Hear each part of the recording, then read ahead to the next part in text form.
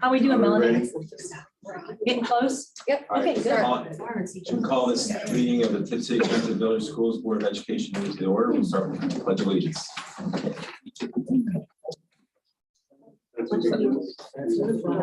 Hang on, time out.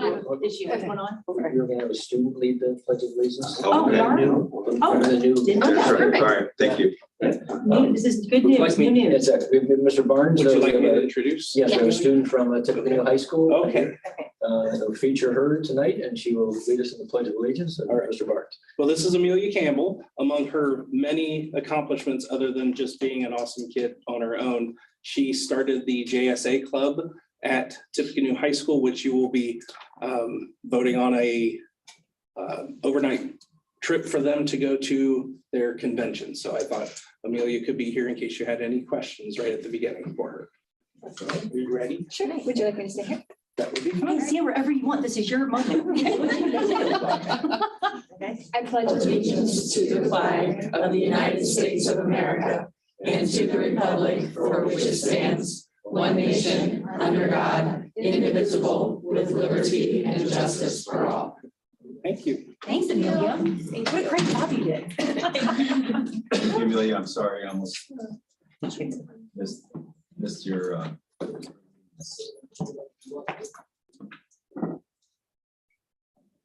Next item is the approval of the attendance of the Board of Education members. Fine. Amber Drum. Here. Teresa Dunaway. Here. Rick Maines. Here. Simon Patry. Here. Ann Zakor. Here. We have a quorum and we're all accounted for. We may begin our meeting. Thank you. Next item is 1C, approval of the agenda. Is there a motion to approve? I mentioned. Motion by Mrs. Drum. Is there a second? I'll second. Second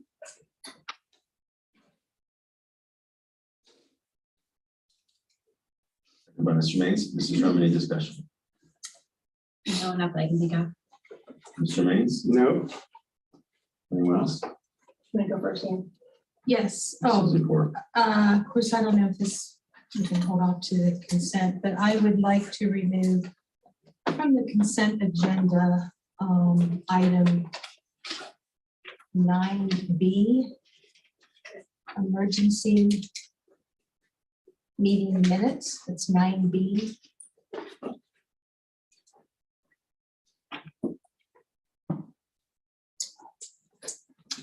There are some errors in there which I'll be bringing forth. Thank you. Sure. Items from consent agenda can be removed by any board member without motion, so that will be removed. It will be moved but to put it under 8, section 8, old business.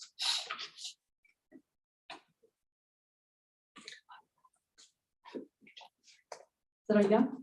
Yes, I'm sorry. Mrs. Dunaway? Yeah, under new business, I would like to add an item, so that would be P. Motion for board president to send Mr. Stefanik his non-renewal notice in writing by January 25th at noon. So you want to add that to the consent agenda? No, I said new business, item P. So item 10, new business would be L. Oh, sorry, L. Correct. It could also go under old business because we have discussed it, but I don't really care where you put it. Is there anything else you wish to change with the agenda? Well, I have some, yeah, more items. Melanie, I would like to add under old business, these are all old business. They're items that have already been approved by the board and were put on agendas, but we kept running out of time. So from August 8th, I would like to add Tip Pride. September 26th, superintendent/treasurer goals. From the October, am I going too fast? Okay, October 24th, Richley balance. November 7th, there were quite a few items that we didn't get to. One is the financial district snapshot,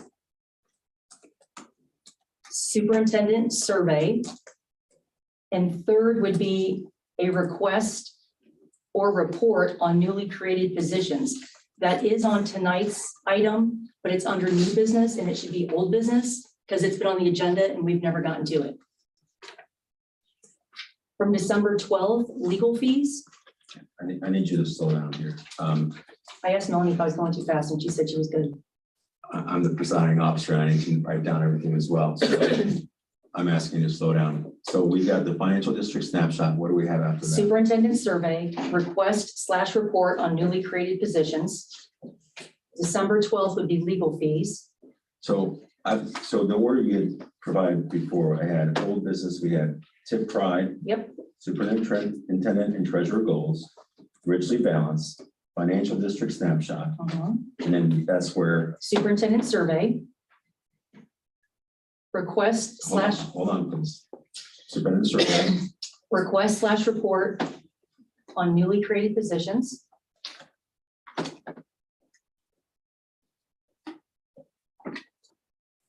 December 12th was legal fees.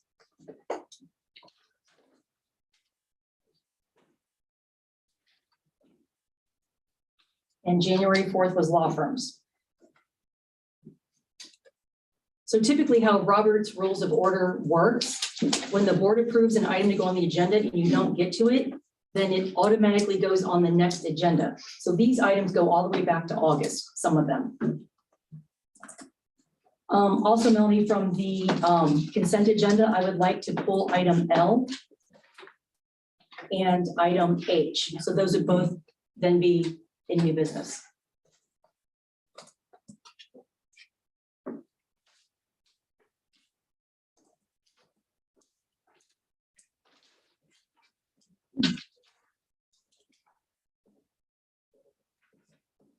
members Are are you to caught up? address, the members are to address the chair, not the treasurer.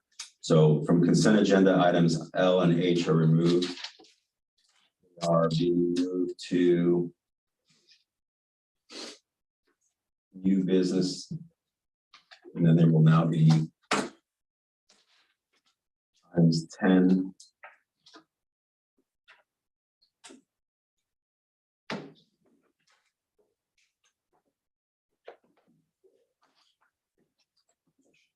Item 10M will be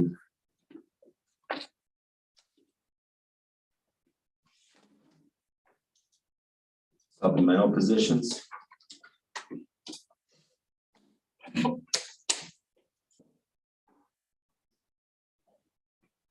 Item N.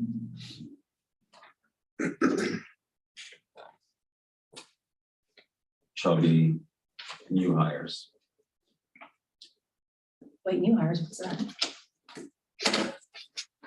H. That was 8. You said L and H. Is that what you wanted, or L and? Oh. Oh, H, yeah, sorry.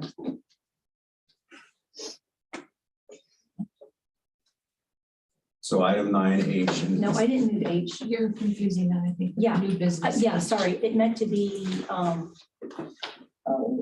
the middle school MOU. That's new business. Sorry, yeah, we're good. Not H, I'm sorry about that. All I right, had it so wrong. What was it? not a Sorry. problem. So then we're just Not doing, new hires, we're just doing new hires. Right, 10L and 10L. not H. right. That's already on the business. All right. However, on new business H, I would like to remove that because we don't have any data on why we need that position. We have the MOU, but we have no data on why we're talking about that or why it's needed. So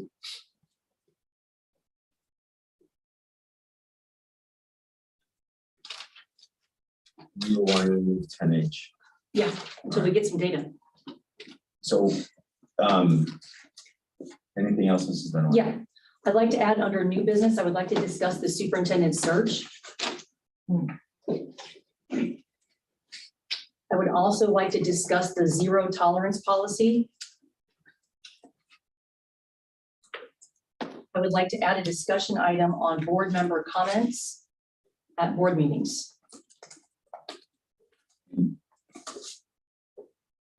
Sorry, so superintendent search, Zero tolerance policy. Add a board member comments section at board meetings.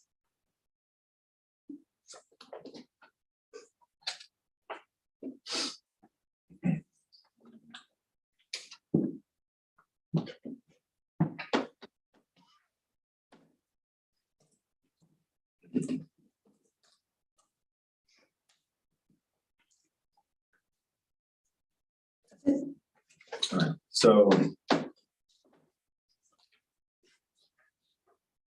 you're indicating that tip pride, superintendent treasurer goals, sheet balance, financial district snapshot, superintendent survey,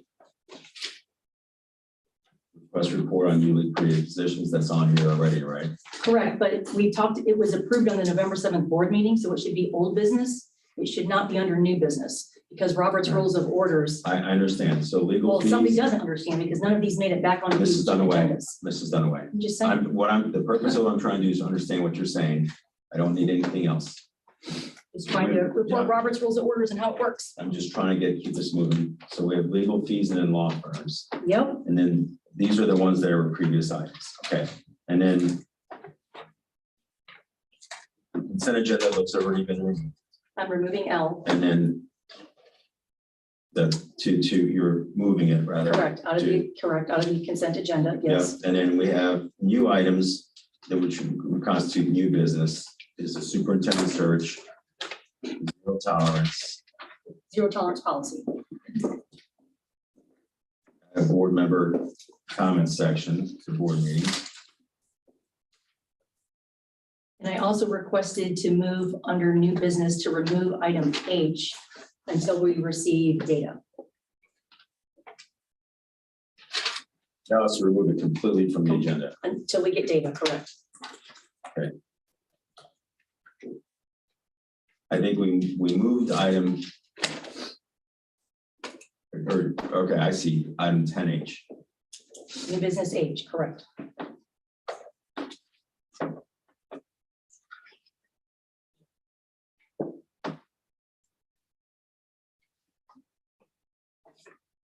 And you had a new business related to, New business. was- adding or instructing the I think you were trying to add it to the consent agenda, is that right? No, I'm trying to remove item H, department coordinator MOU, because we have no data, emails, information on why that position is needed. We have the MOU, but we have nothing else. I just want to know what you're wanting to do, not the reason for it. So then, I'm At one asking for point- removing it. no, that's not my question. My question is, you had another item, I think, related to providing a letter of non-renewal to Mr. Stefanik. That was number one. The very first item under new business was motion for board president to send Mr. Stefanik his non-renewal notice in writing by January 25th at noon.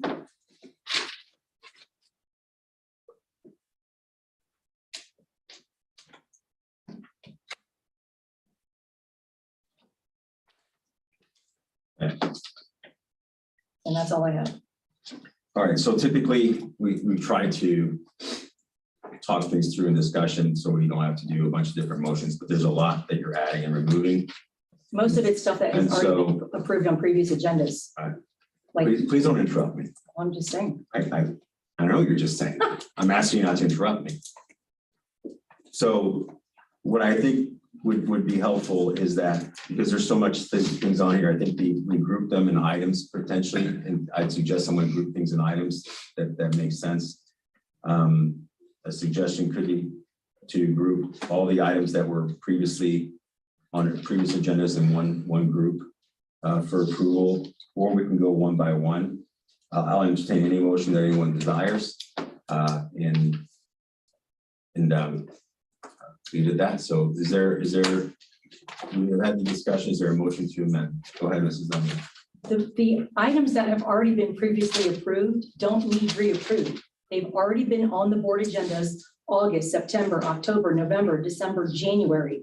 According to Robert's rules, when we don't have time, those items then go in under old business to the following meeting. So whoever sets our board agendas, I'm assuming that's you, have not been doing that. So those items don't need your approval. The board has already approved them on August 8th, September 26th, October 24th, November 7th, December 12th, January 4th, etc. So that is a moot point. So I'm gonna treat that as a point of order. I recognize what you're saying is actually correct. If it's tabled to the next meeting, it comes to the next meeting. As much as I wish I had perfect recall to August 18th. I know we have had, for example, Tipp Pride here on multiple times, and so That's not what the item was. well, we've had a lot of meetings with Tipp Pride on the agenda, and so I can't recall what's supposed to be what. I think the easiest thing would be is to entertain a motion. I look at these agendas and I try to add everything that was on there for the previous meeting. I'm sure that Mr. Stefani does as well, but I can't recall all the way back to August, something that may have been missing. And so I feel that the best thing procedurally would be to vote that what you just stated as a group. I think it makes sense to have it added to the agenda. And so I would entertain a motion related to that. Because I think my recollection on some of these items that there were discussions and they were resolved. So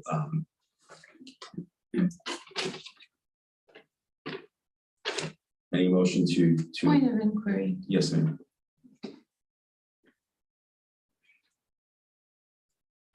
I understand this board has a tendency to pick and choose what rules it follows, what rules it ignores. Point of order, that's not appropriate. Very appropriate, It's not. because it latches on to what very discussion is, Mrs. Dunaway's point that these things were approved prior agenda items that got postponed or tabled.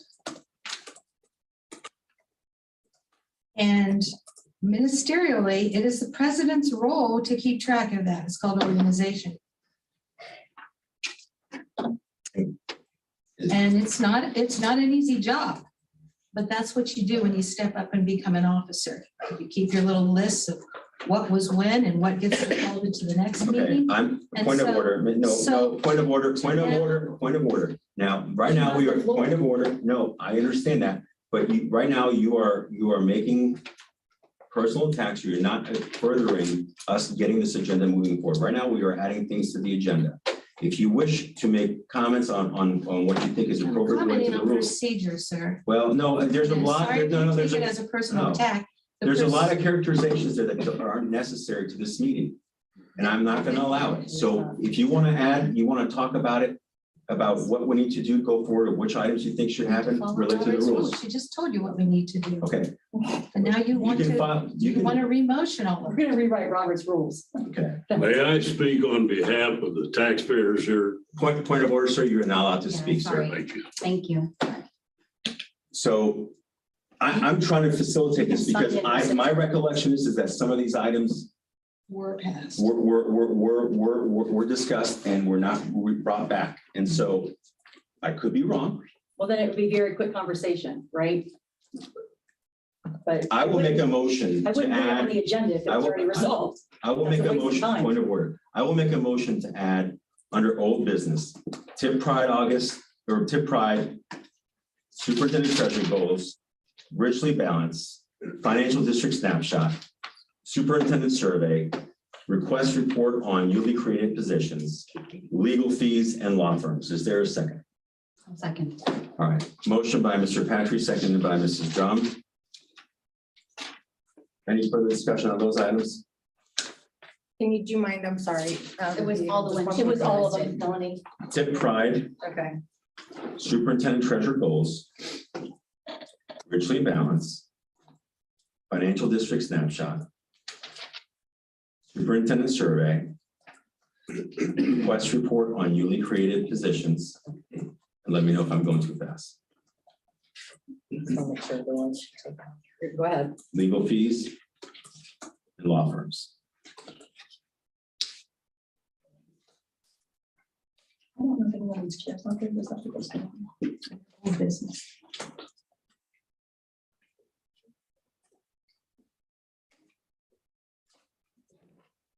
Right? There's more space than that. I just want to point out that this motion does not include all the items that Mrs. Dunaway talked about, but the ones that were related to the old business. And so there's certainly an opportunity for anybody to make another motion after this. Those are tremendous motion. So where are we with my new business items? Right now, the present motion is only as to the old Gotcha. business items. Any discussion? Mrs. Fox, please call the vote. So I have Patry as the first and then seconded by Drum.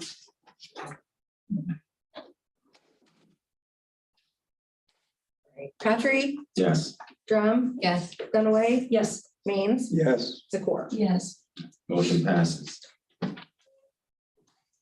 Under old business, we will have first 8A, which is the minutes.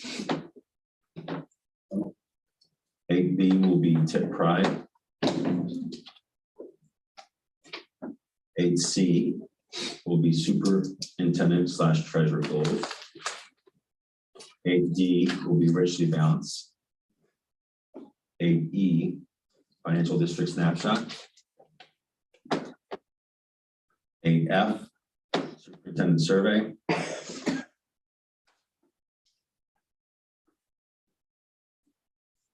8G, request report on newly created positions.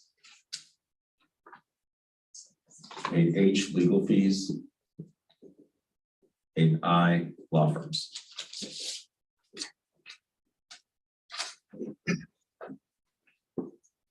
Any further motions related to the agenda? Well, where are we with my new business items? Right now, the only thing that has passed is the addition of the old business. If you wish, you may make a motion to add your other. I would like to make a motion to add my 1, 2, 3, 4 new business items, which were motion for board president to send Mr. Stefanik non-renewal notice by January 25th at noon, superintendent search, zero tolerance policy, and add a board member comment section to the meetings. And I'd like to amend that motion. Second. That's what I've got. So Mrs. Dunaway has made a motion to add items under new business.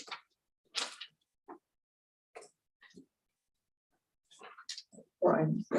The first item is action of the board to direct the president to provide the superintendent a non-renewal letter by January 25th by noon.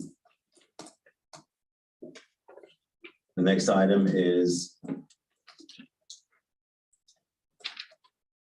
superintendent search.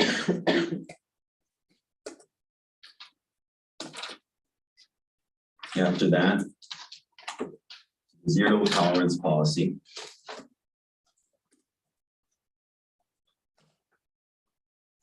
And after that, adding a board member comments section to the board members.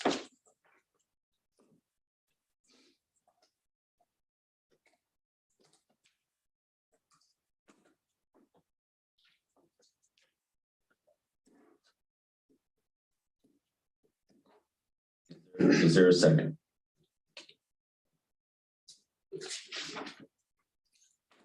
Motion. I'll second. Thank you, Anne. Motion by Mrs. Dunaway. And seconded by Mrs. Zakor.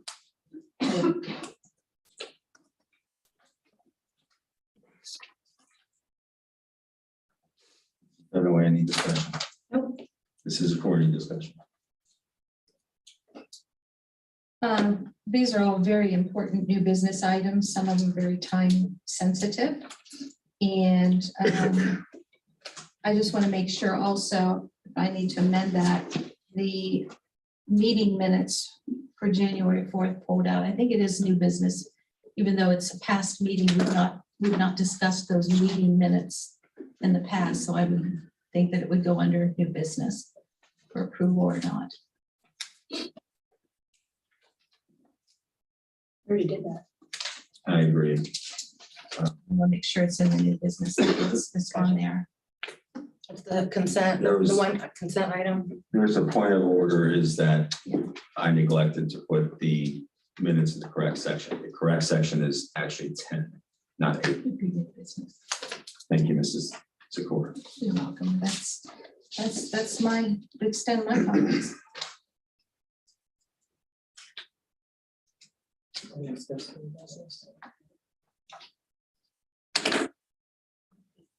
other discussion? Mr. Stefan. I just have a comment on the discussion, just a reminder piece that as part of Mrs. Dunaway's initial piece, she also had a removal item from item 10H. And so I don't know if you have it on the agenda and do the additions and removals at the same time. I think we already talked about that. We already discussed that, the MOU. Yeah, you said you wanted to move, but I don't think you voted on it yet. Is it in your motion? No, it's not in the motion. Yeah, it wasn't.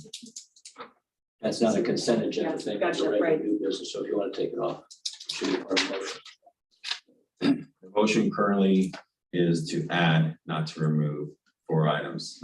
Right. Any other discussion? Mrs. Fox, please call the vote. Runaway, Yes. Zakor, Yes. Drum. Yes. Mains. Yes. Patrick. Yes. Motion passes. Next item is curriculum discussion. Presenters are Don Scott, Karen Barnes, Diane Davis. Welcome. Thank you.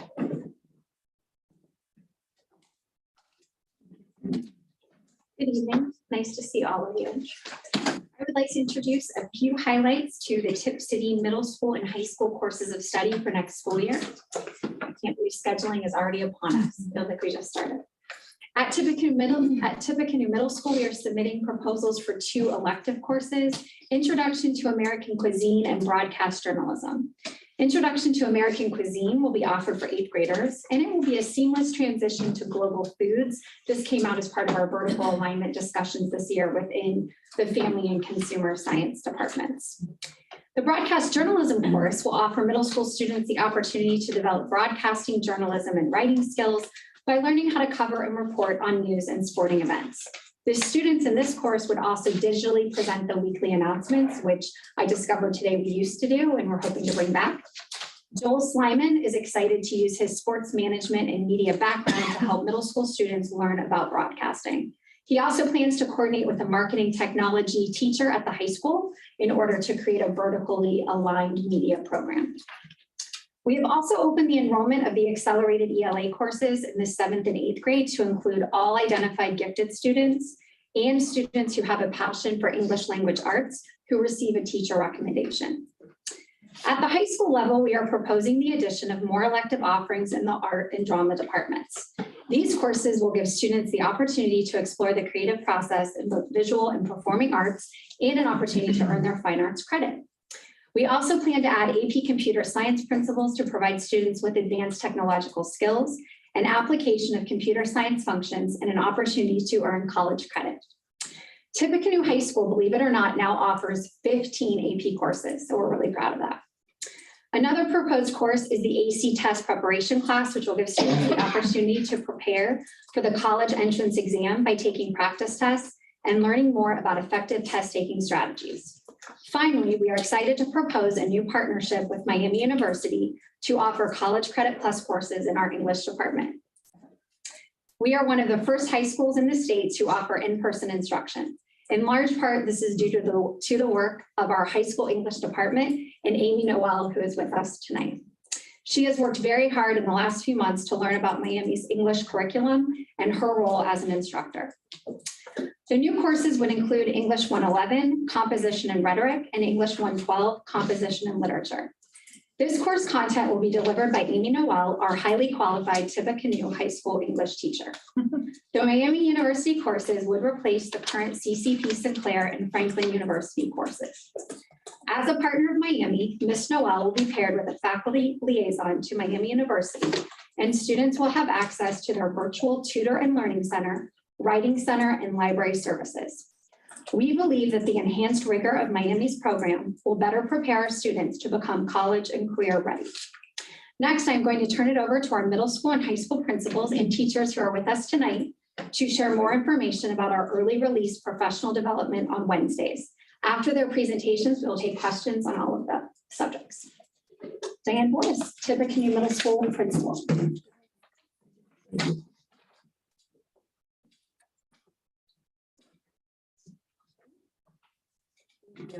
Thank you for the time on our Wednesday early release for this school year. We have followed the set schedule for our Wednesday meetings that have allowed us valuable time for our teacher-based teams, which we call TBTs, by grade level and subject to meet and collaborate over student data and what strategies and time frame they will target with that data. It has also allowed time for whole departments to meet, as well as middle school and high school departments to collaborate on curriculum alignment. We now have time for our unified arts teachers to collaborate with their like departments, so they're not out on islands by themselves. There is time for our intervention specialists to meet and collaborate within their departments, as well as meet with the academic departments. Our PBIS team has had time to develop and plan lessons and activities such as the Red Devil educational videos and our quarterly pep rally days. It also has offered an opportunity once per month for our whole grade levels to meet and collaborate on a multitude of topics dealing with that particular grade level, their field trip planning for that grade level, academics, and behaviors. We do have two of our teachers, Holly Thomas and Amy Armentrout, here with us.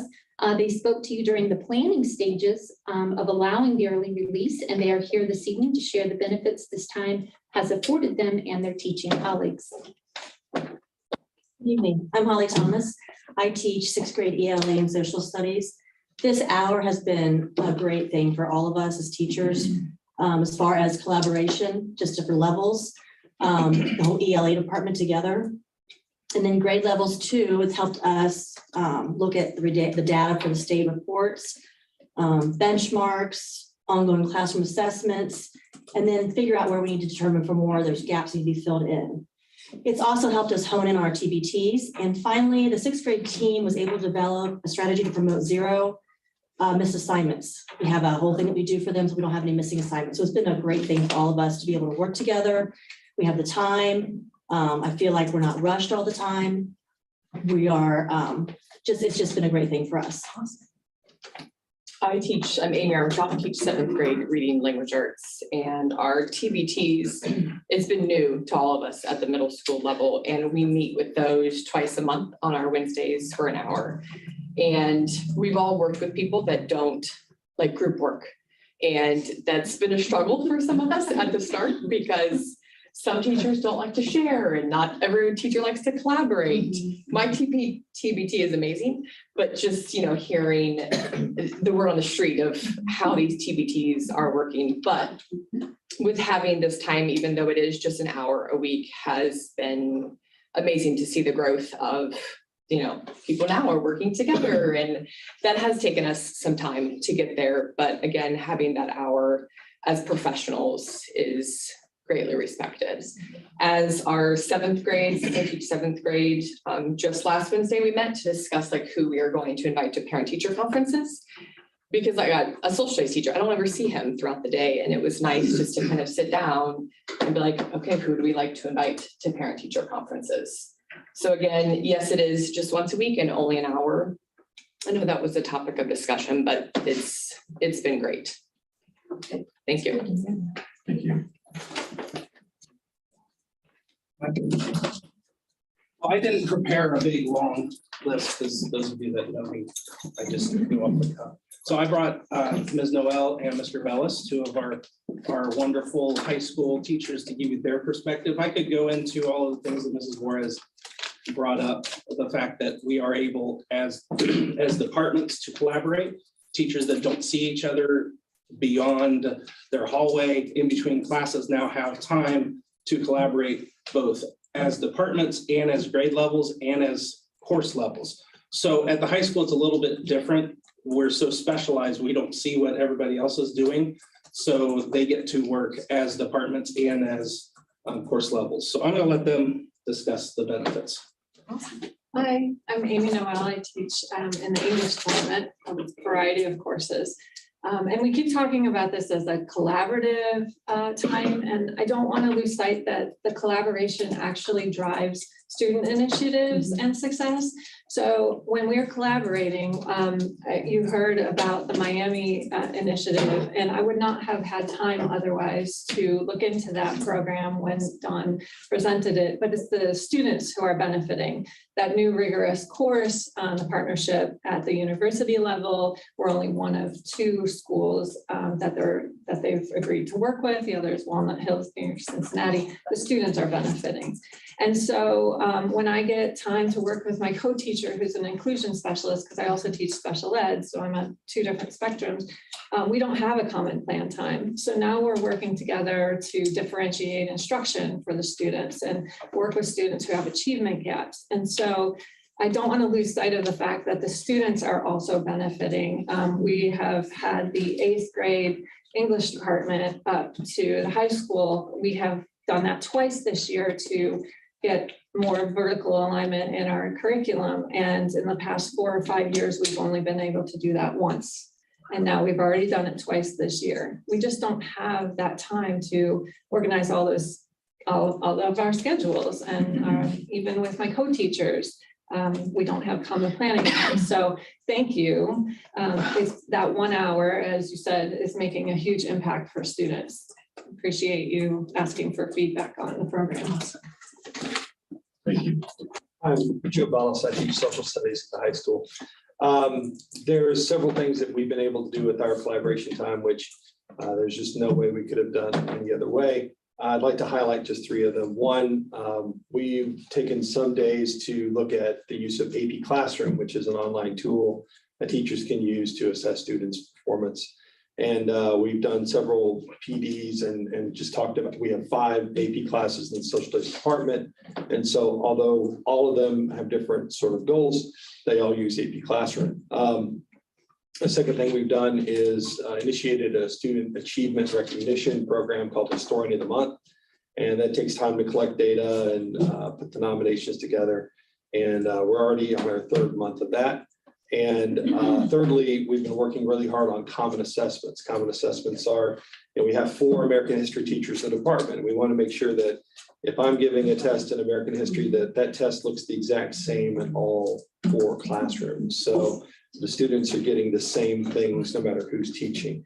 And of course, that requires a lot of data collection and really a lot of data analysis. And that's what we're using the collaboration time for, is to analyze that data and dig down deep into the numbers and figure out where we can do better and close some of those achievement gaps. Thanks. Thank you.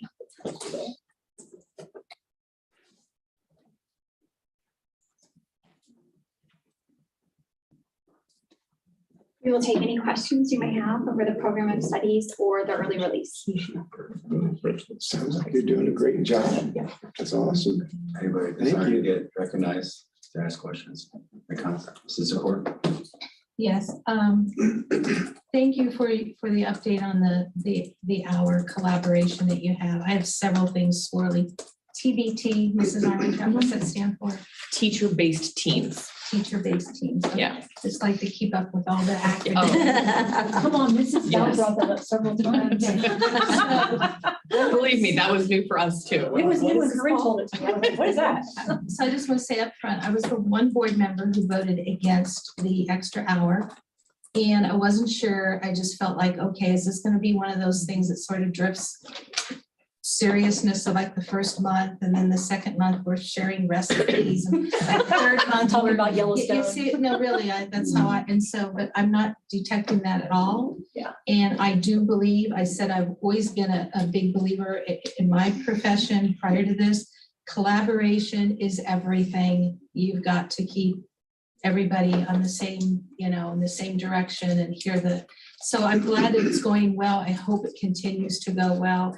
And I hope that you can also, like, even for future boards to defend your position, keep little tidbits of improvements that are as evidenced by being able to collaborate. Second question is the new programs of study. I didn't really hear anything about those programs of study in terms of, like, for example, just curious, the introduction to cuisine for the middle school. Now, I know they used to have like a home ec department. Is that, I mean, I know the language changes and it gets banned. Is that what that is? or Correct. not? Formerly known as home economics is now family and consumer science. And so we have a family and consumer science program at both the middle school and high school. And then introduction to cuisine is something in addition to It's that? within the department. So last year it was global foods. Last year, the elective offering was global foods. We also had a global foods at the high school. And so this year in curriculum review, the family and consumer science teachers are sitting together and working out the curriculum. So to vertically align, we're going to move from American cuisine, looking at the regional cuisine, to global foods in high school. So it just made sense to make that shift. Nice. Yeah. Okay. And that was part of their collaboration, which was great. Second question on the addition of some of these program studies, both for the middle school and especially the high school. I think there's more at the high school, isn't there? Like with the building and the like. Is this going to require any additional staffing? No, Wow. no additional staff. Okay, I mean, that's pretty, I'm not gonna question how you, but that's remarkable.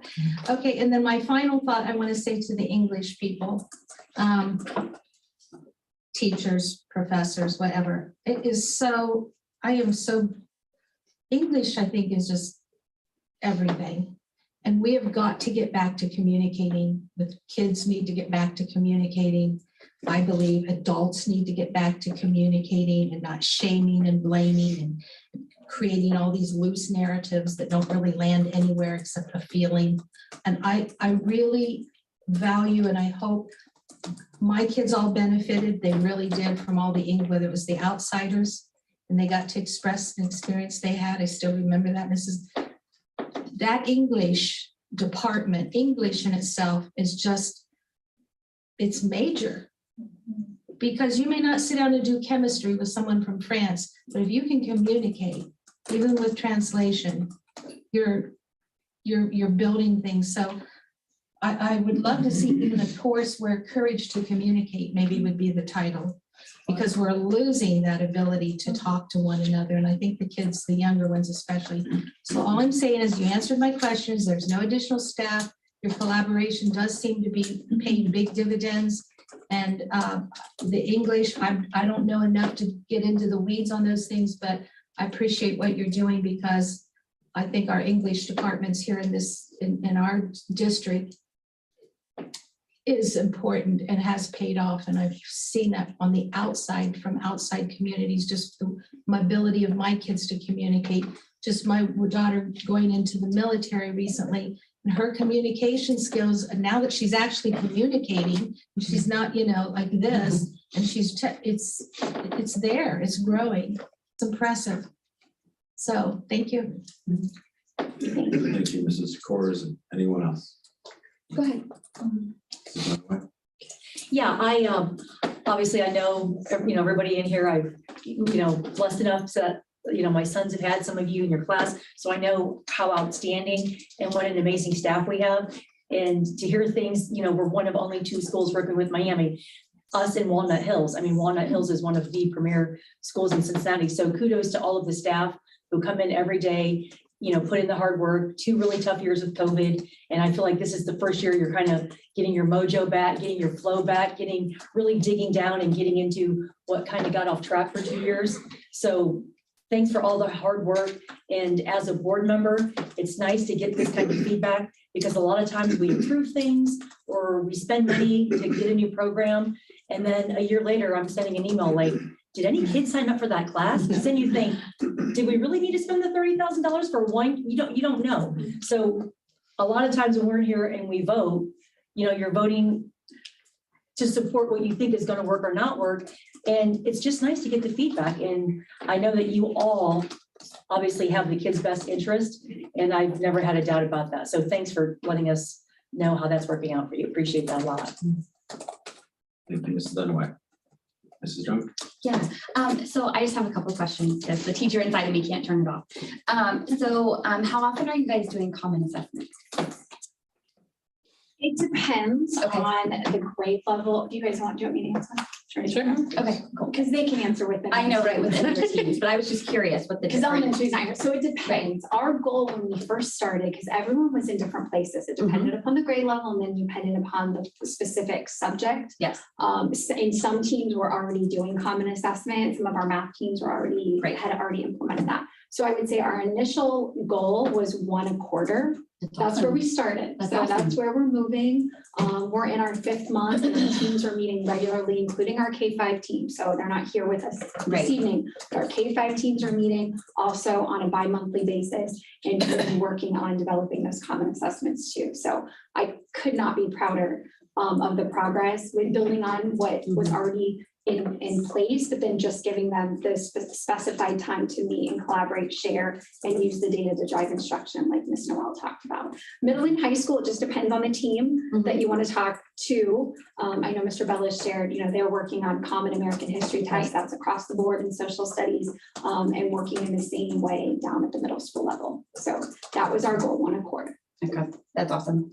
And then I guess, how is that data, do you feel like driving the curriculum? Is that how some of these new opportunities are being presented? Yeah, well, yes. I mean, the elective offerings this evening are a little different. I'm thinking like the 4 core.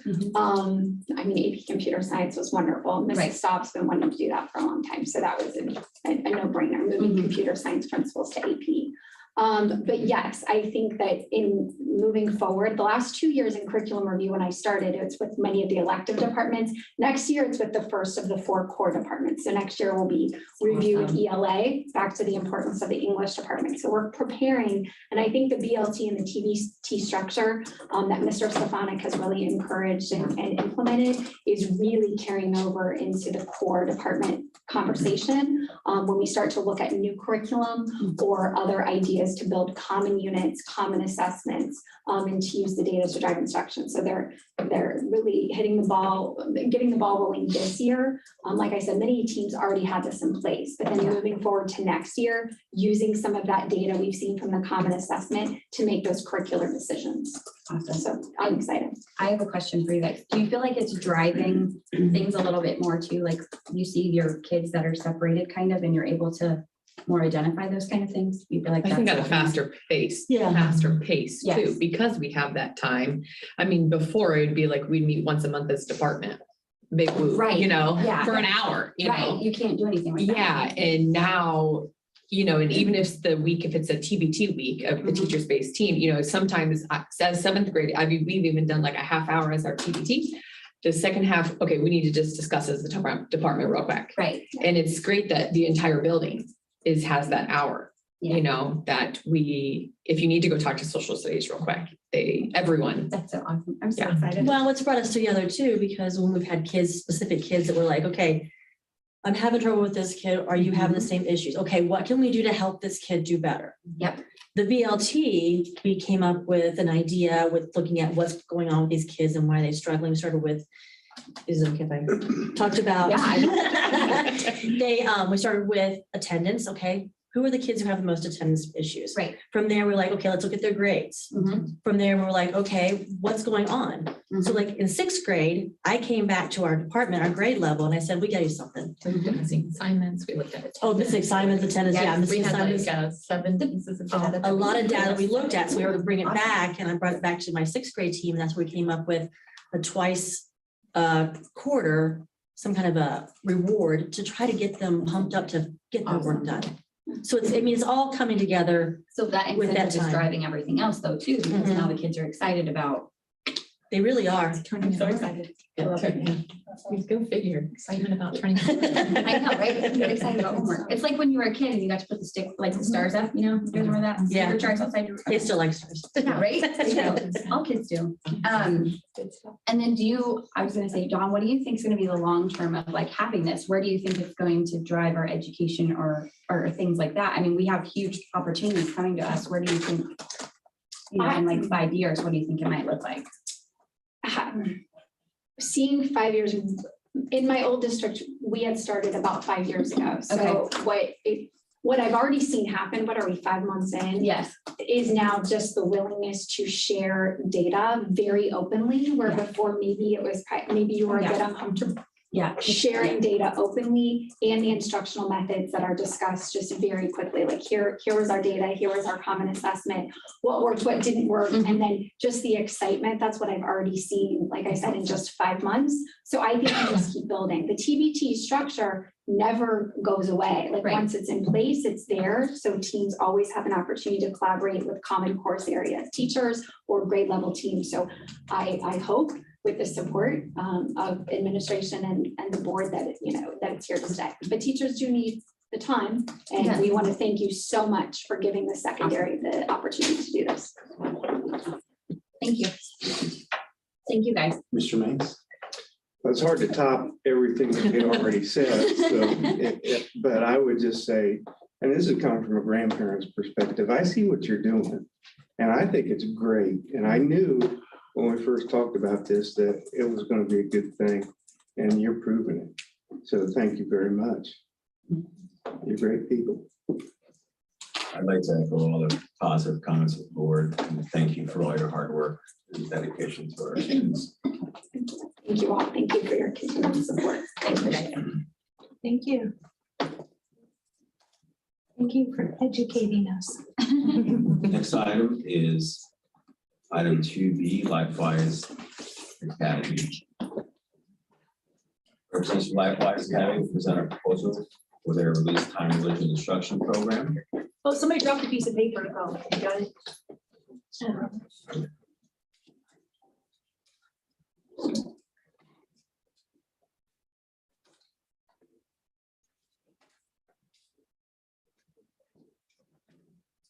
I'd also like to ask at this time if you could bring Melissa on. She's on, I don't know if it's Zoom or Google. She's on Zoom, I think. Oh, I just saw her. She popped up there. Just tell me when you're ready. I think I see her there. Can you hear us, Melissa? Yes, I can hear you. Can you hear me? I hear you just well. Perfect. Thank you. Yes. Is there a way we can make Melissa slightly Yeah, get rid of this. There you go. a bigger window? Thank you.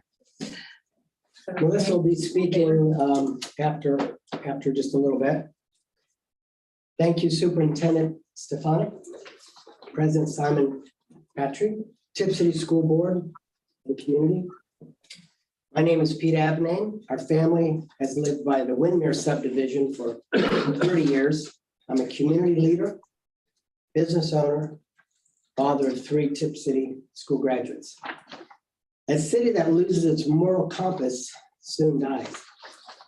I don't believe Tipp City has completely lost theirs. It's just that it may need a little bit of help. Teachers are often overworked and underpaid. Staff and administration are often overwhelmed. Lifewise Academy merely wishes to come alongside and offer support. Lifewise Academy institutes a 1-hour off-campus weekly biblically based education by qualified teachers and trained personnel. This instruction is conducted on a non-instructive hour of school time. Lifewise fully supports the teachers of this community. Due to the federal ruling of separation of church and state, public school teachers aren't allowed to teach biblical morality, not in government schools. Lifewise Academy is honored to help in this area of child development. Who among you would argue that a community as diverse as ours wouldn't benefit greatly from a healthy dose of moral lessons in a 1-hour structured and monitored classroom setting? It's no surprise that our young students get way too much screen time. I think that was mentioned earlier. Would you believe for a minute that they're learning how to be kinder, gentler students? Lifewise Academy wishes in some way to give back to this community by combating some of that. A mentally and spiritually healthy child lends itself to a better and easier to teach student. That's a great benefit for teachers and parents of Tipp City and the whole community. I hope you also see the value of LifeWise Academy in your community, as many other school districts in Ohio already have, and also in neighboring states. Thank you for having an open mind and allowing me to speak, but I also have a statement from Matt Buer. He's the co-chair of our LifeWise Steering Committee. He couldn't be here tonight. Matt wishes he could be here tonight to share with this board. He wanted to personally thank you for this opportunity and wanted to add a special thanks to Simon and Mark for placing us on the agenda. Thank you. We understand that all of you have been overwhelmed the past several months with some very important issues that face Tipp City schools. We've been praying for all of you. Our school district will continue to pray for our community. Rest assured that you are not the first board that has been asked to approve the implementation of LifeWise Academy into their curriculum. Over 100 school boards across the tri-state area have partnered with LifeWise over the years. I'm sorry. Given the green light also for this release time religious instruction. In fact, a number of these schools districts are right here in our local region. And I don't know how to use this machine. I want to make sure I've read all his thoughts. Say one more. That's it. All right. Thank you again for your time. I appreciate it. Thank you. We have Abigail, oh, sorry. Hello, my Go name ahead. is Abby Hubbard, although many of you know me as Abby Stuckey. I graduated from Tippecanoe High School in 2008, and I now live in Tipp City with my husband and 3 children. My daughter is a kindergartner this year at Nevin Coppic Elementary School. My oldest son is in pre-K and my youngest son is 2.5. When I first heard about LifeWise, I felt an instant fire and passion to help bring it to our schools. To think about the number of children that could be reached to hear the gospel was moving. But then I thought about my own kids who are growing up in church, but lacking this opportunity at school. Sending our daughter to school this year brought about a lot of tough decisions for my husband and I. There are so many new factors that would influence her. The majority of her day is spent away from us. Having the opportunity to attend LifeWise on a weekly basis is reassuring to know that she will learn key character traits with an important why behind it. I had the opportunity to observe the LifeWise program in Newton last week, and it was so cool to see kids working together, singing together, and praying together in the name of Jesus. The lesson was important, but the thing that stuck out to me the most was at the end. The kids all huddled around each other, voicing prayer requests, and then a little girl volunteered to pray for everyone. I just thought how amazing that in 2nd grade, these kids have learned to reach out to one another when they have a struggle and pray for one another for their struggles. We all would love that fellowship. And as adults, many times we don't know how to do this. But to start at a young age, think how we could teach the next generation to be brave, confident, and vulnerable in their struggles, to find true friends to come alongside them and walk them through it. LifeWise is an option for parents to sign their child up, but such an opportunity for our community to cultivate change in the hearts of the next generation. Thank you. Thank you. I'm kind of fighting this right now, but I'll try to keep my voice up so you can hear me, which I usually don't have a problem keeping my voice up. So my name is Linda Harris. I taught in Tipp City schools for 30 years. All of my children graduated from Tipp City schools. Most of my grandchildren have graduated from Tipp City schools. We have a little one coming, well, she's already in it, but she'll be attending also. So I love Tipp City schools. I love the dedication of the teachers in this district. I love the Board of Education, all of the people that have made the right decision in the lives of our children that have promoted their futures. So today I want to speak for the committee when I say we are very thankful for your willingness to hear about this biblical education program called LifeWise. So why is LifeWise important to me? As a parent and grandparent and citizen, I believe that our children need all the support that we can give them in this present time. I believe that biblical education will sow the seeds of love, acceptance, and truth into their lives. Nothing can speak louder to the hearts of our children than the knowledge that God loves them. Because this is a voluntary program, I believe that there is a large community support from parents that value biblical education and would want their children to participate. In today's world, parents have options. Public education is no longer just the option they have.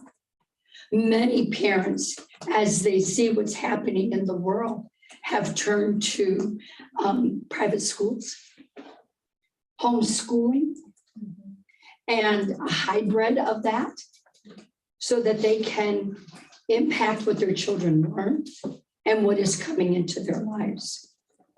As an educator, I believe that teachers are heroes. Now more than ever, schools must address character and mental health on top of providing academic instruction. While academic growth is very important, educators are also being charged with addressing the social emotional areas of child development. A few days ago, I read a post that said, just because someone carries it well, doesn't mean it's not heavy. Check on your teacher friends. Most of us are struggling. It's a struggle, board. It's a struggle to be required to do everything a teacher has to do. And it seems like we just keep adding to that list, right? We just keep adding to it, not realizing that it's their time, their money, their hearts. All of that goes into educating our children. So those in the trenches know the struggle, not just for themselves, but for students and their families. LifeWise Academy includes a character education component, which supports and reinforces what Tipp City Schools already has in their character education. LifeWise Character Education is biblically based. LifeWise Character Education has the potential to positively influence our schools, our families, and our community. Each lesson introduces a specific character trait that students are encouraged to apply in all areas of their lives. These traits have a natural ripple effect that extends beyond school. When you feel loved and you know that you are loved by God, it affects how you behave. It affects how you interact with your teachers. It affects how you interact with your administrators. It gives you a side of respect for what those people in your life stand for. Yeah. Like Abby, I had the opportunity to go and observe Newton's program.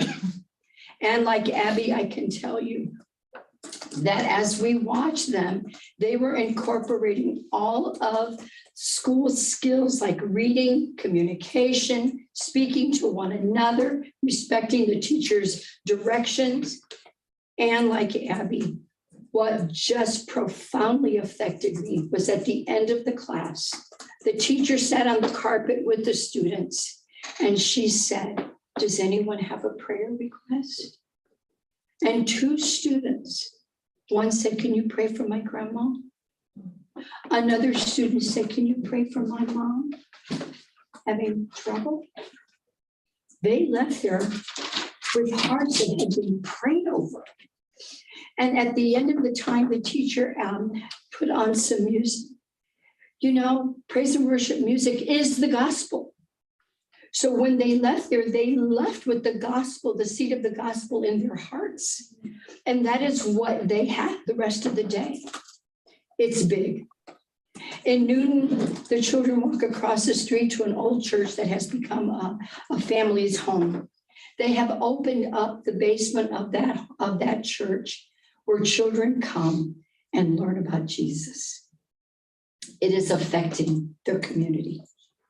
The LifeWise Academy model is both replicable and flexible. This model has proven successful in a variety of districts. It is flexible in that each local program operates with a standard of set policies, procedures, and curriculum, which is easily adapted for the school.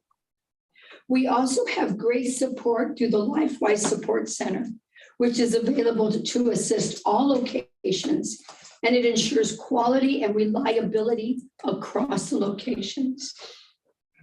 I believe now is the time to bless our children, to bless our parents and our community with a biblical education program. I leave you with a quote from a pastor and a civil rights leader. We must remember that intelligence is not enough. Intelligence plus character. That is the goal of true education, by Martin Luther King. Thank you. Thank you.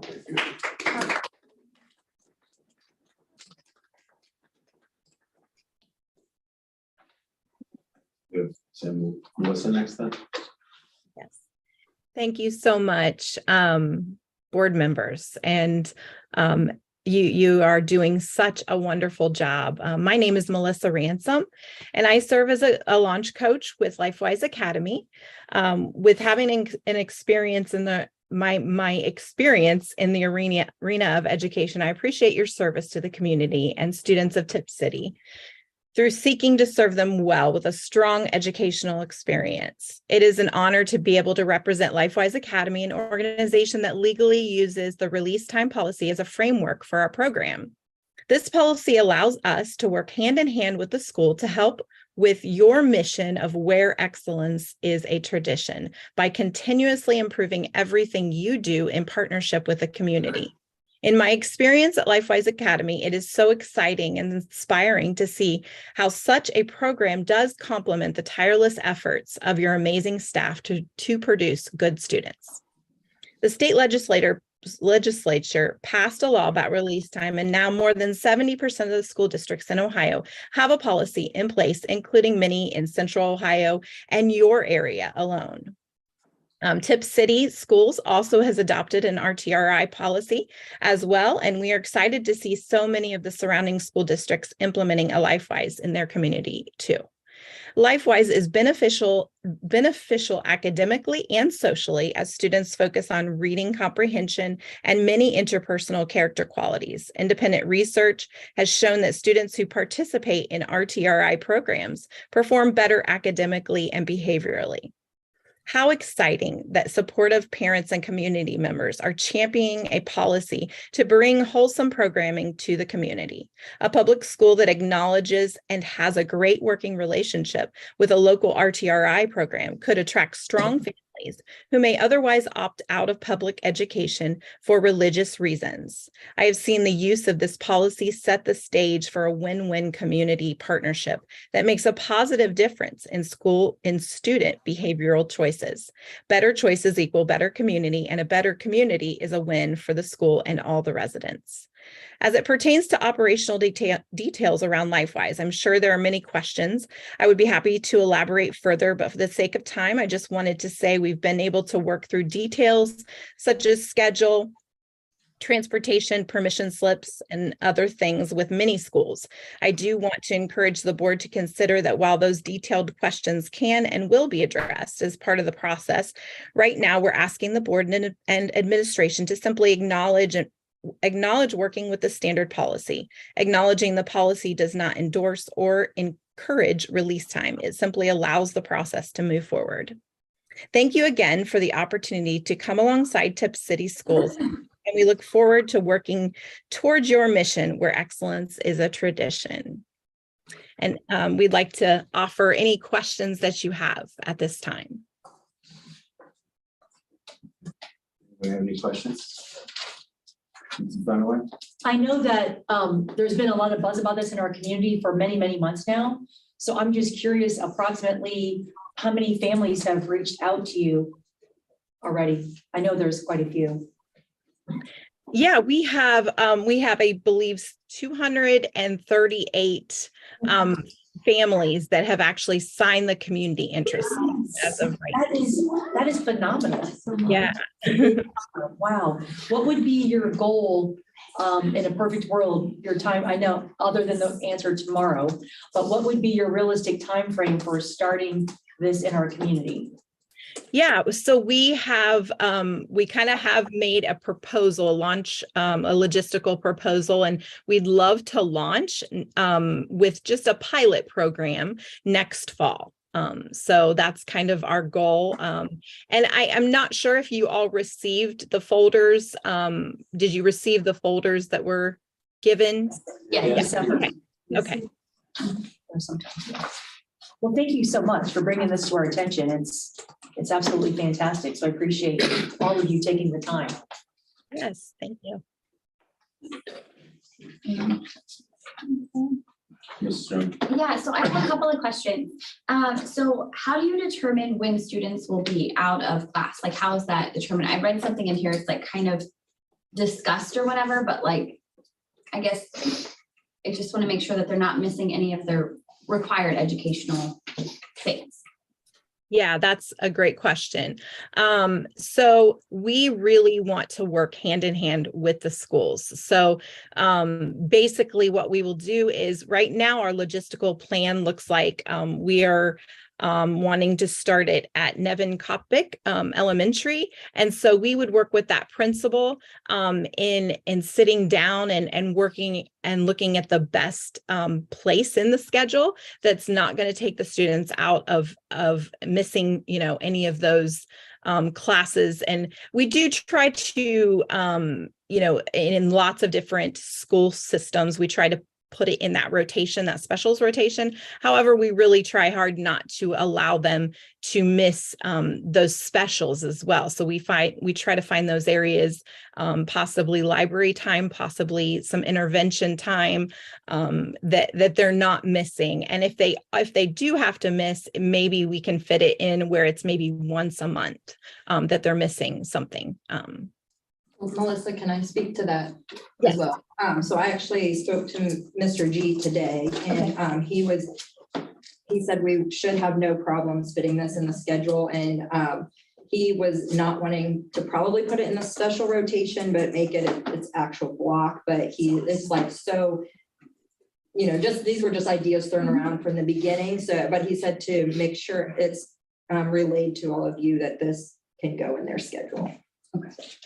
Okay. And then how long is the actual program? Like, how many minutes are they out? Like from start to finish? Yeah, that's something that we will discuss as well with the principal. Really, is looking at that time frame. Usually, the average is like 45 to 55 minutes once a week.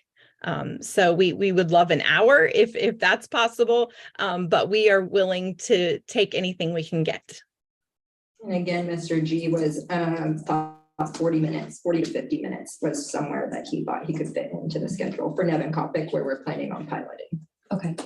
And then what ages does this program run total? Yeah, so right now we are targeting it can be K through 12 actually. We have seen it, and we do have it in session in other school systems, K through 12.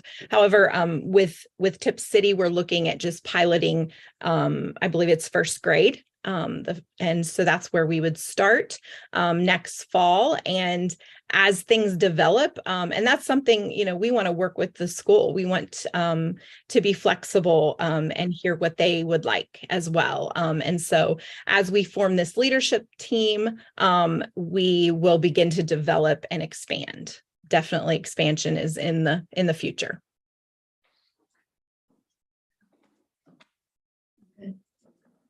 Sounds like a great program.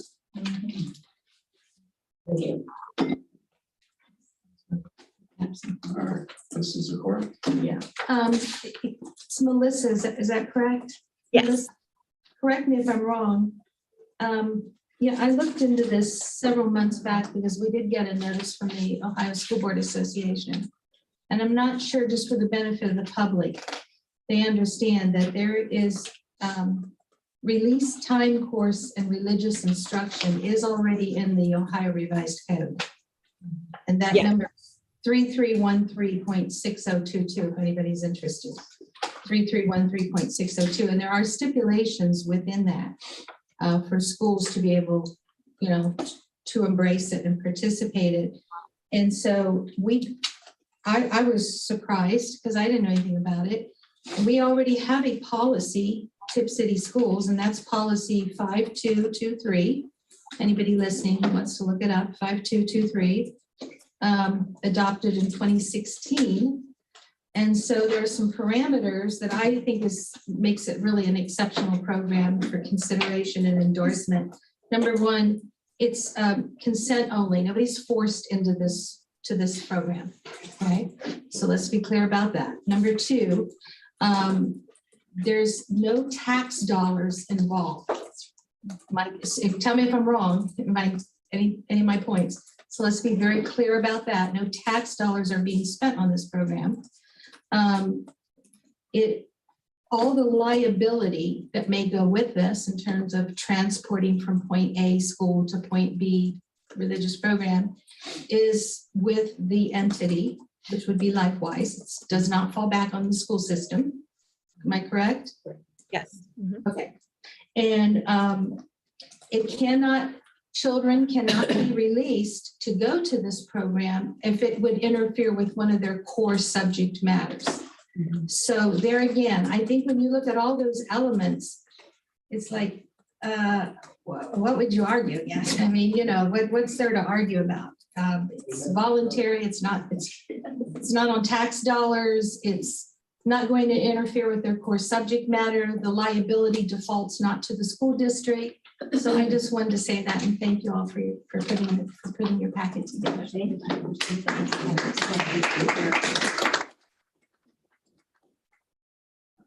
I'd like to echo everybody's comments. I appreciate you presenting this program. And there's obviously already a policy in place, and I think it's worth exploring further to talk about how we could potentially pursue the program. And so, is there any other comments or questions, Mrs. Dunaway? Well, I know that, Rome wasn't built in a day. You're not just going to say, hey, we're ready K-12, we're going to launch this. And you're thinking 238 families, we don't have a bus. We don't have completely understand that. And just to throw that out there, grades 6 through 12, as we heard tonight, they get out an hour early now on Wednesdays. So that hour time slot is perfect. High school kids obviously have transportation. Middle school kids, not quite so much. I know recently they are currently do this in Franklin Monroe. You're probably already aware of that. And they actually had somebody donate a bus. So that was outstanding.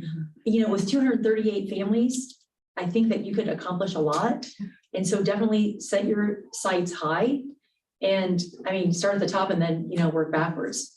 So my other ticket. Started GoFundMe. It works for Gordon Haas.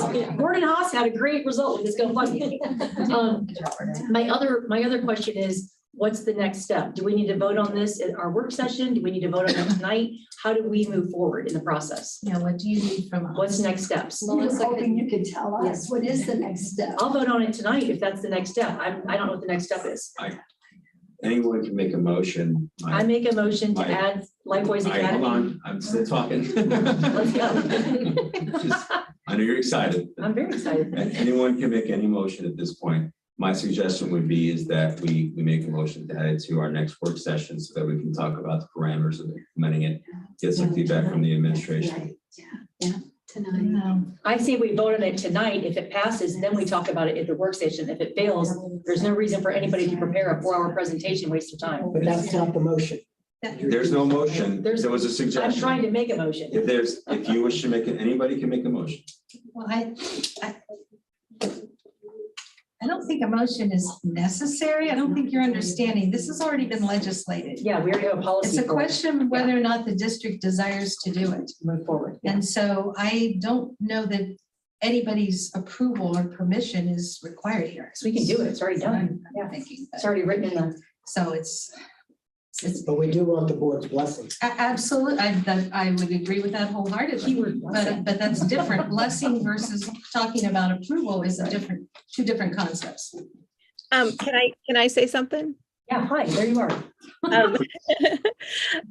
So what we usually ask if this is something, that we're asking basically acknowledgement that you guys are willing to work with us, then basically what we need is just an acknowledgement letter, that just shows that you're willing, to work with us in that. And we actually have a template, so I can send that to whoever I need to, so. Just a couple comments, just because we have it as a policy and because it's in the Ohio Vice Code does not necessarily mean that it's going to be implemented by the administration. The board can make a motion to direct the administration to take action on that policy. And so anyone can make a motion. That motion can be directing to take action, including adding the executive session or the work session, work session. Anybody can make a motion to just have it in a work session, or no one can do whatever they wish. So procedurally, that's how I do this things. So my motion that we craft the letter acknowledging. They already have the letter. Oh, that just needs to be something, correct? You've already have that template. So Say your motion again, repeat it. I think the motion that Mrs. Zakor is making is that we receive the acknowledgement letter from LifeWise Academy. Yes. For That Melissa said Mark Stefanik, the acknowledgement letter. How about that? Motion for Melissa to send Mr. Stefanik the acknowledgement letter for Likewise Academy. Is that what you're saying? Okay. I'll second. motion by Mrs. Zakor, seconded by Mrs. Dunaway.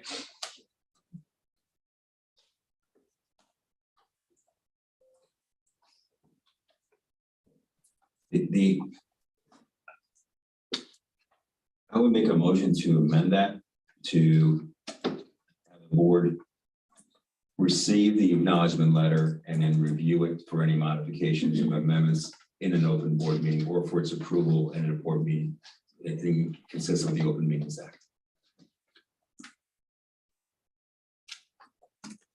Motion dies for lack of a second. Well, hold on, say your motion again. I'm My- trying to understand what you're saying. I'm amending the motion to receive the acknowledgement letter and then to place it on the next board meeting to review it and make any revisions, or to approve it in its current form in an open meeting so that we're compliant with the Open Meetings Act. So board meeting or work session? Well, it could be any board meeting, work session. Let's make it the next work session. Okay, then I second that. All right. So where is Ann's original motion? So Ann's original motion, if I believe, correct me if I'm right, before, was that we approve and accept the acknowledgement letter, the form that LifeWise Academy has. And No, that's not what it was. It was motion to have Melissa send Mr. Stefanik the acknowledgement letter. That's what her motion was. I'm sorry, if you can restate your motion, Mrs. Zakor, if I misunderstood, forgive me. My motion is to acknowledge the acknowledgement letter. And the process is complete. That's my motion. You want my minute? Mr. Stefanik. Just wait. In our packet, and Melissa, yes. If you could send me the template electronically, I've got example templates of superintendent's letters in the folder here. Yes. And what both districts reference is they reference board policy 5223, so they're also in the older districts. And they reference that, so it aligns with our board policy, if that helps the board with their decision or their motion. And so Mrs. Zakor is, your motion is to, I need you to restate, I'm sorry.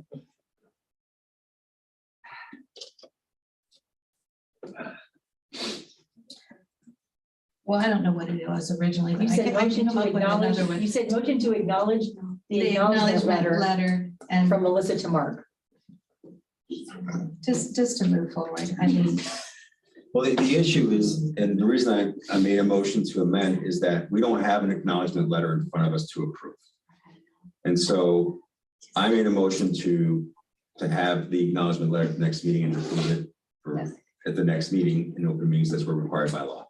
And so there's certainly potential other solutions to this, but that was the thought behind the amendment, which was seconded by Mrs. Drum. And so presently, that's the present motion.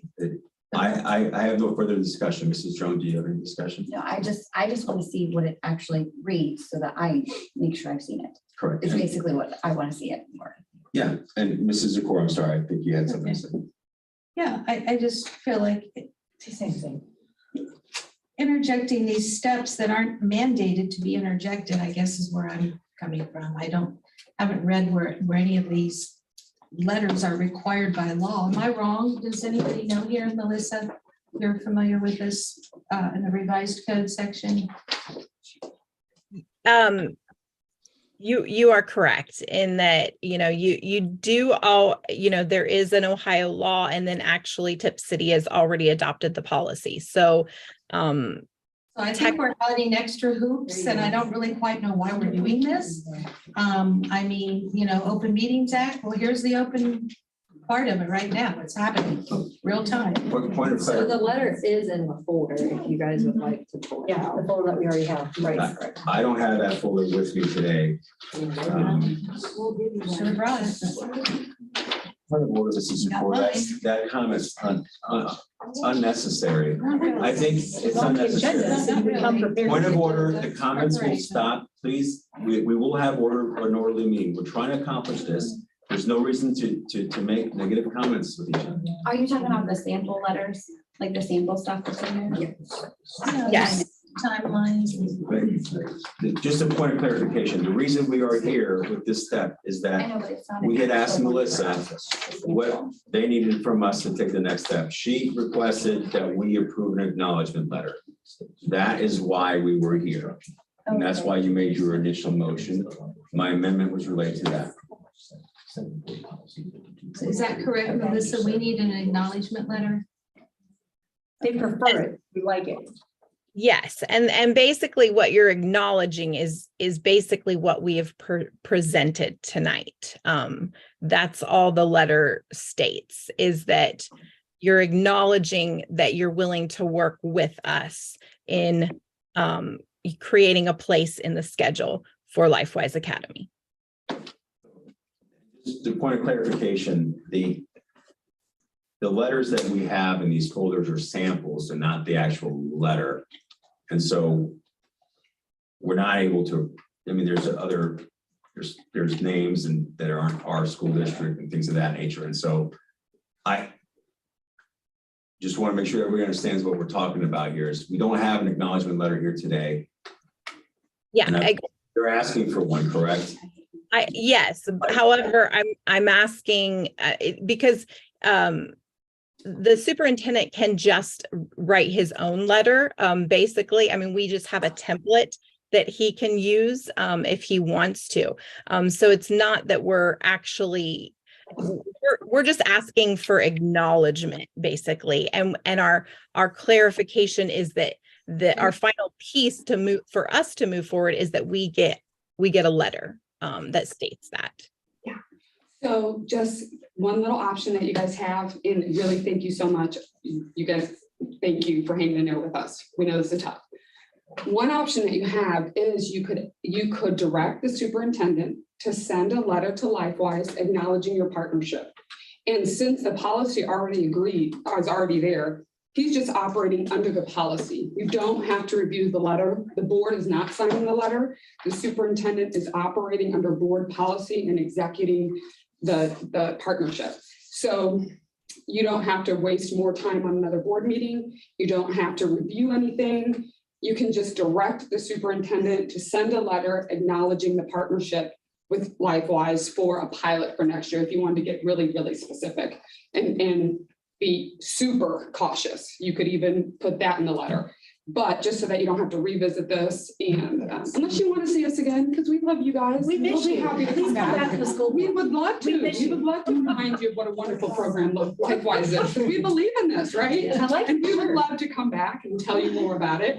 But if you might have other more important school board business to do, we understand that and we respect that. So I just thought I'd throw that out there for you. Thank you, Mrs. Dahl. Thank you. So, Mrs. Zakor, was your original motion to direct Mr. Stefanik to send the letter? It is now.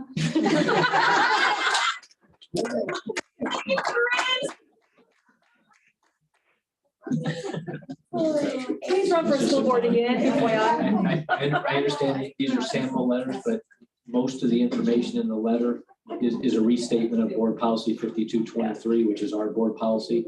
So I would, and the one I shared with you, I did it with a purpose because the gentleman that signed that was a former state superintendent of public instruction. And so I'm sure that that aligns with, the ODE statutes and board policy 5223. So I made the motion to amend, and it sounds like we can approach it a different way.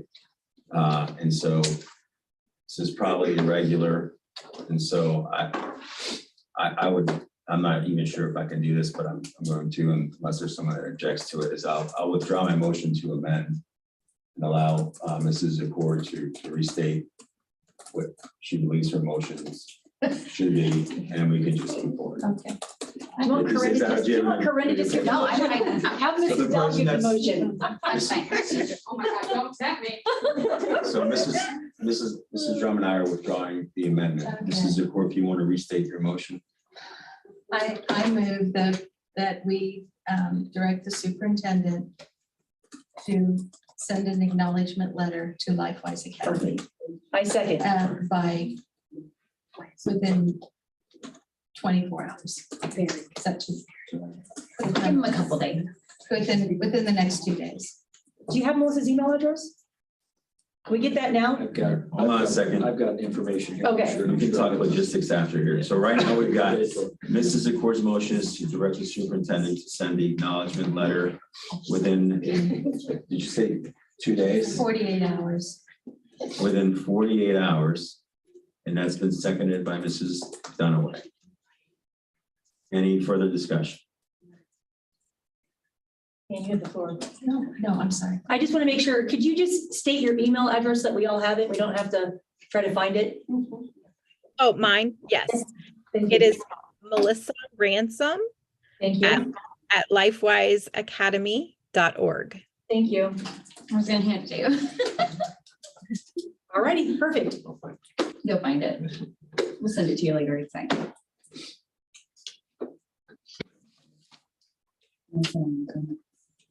All right, Mrs. Fox, let's take the vote.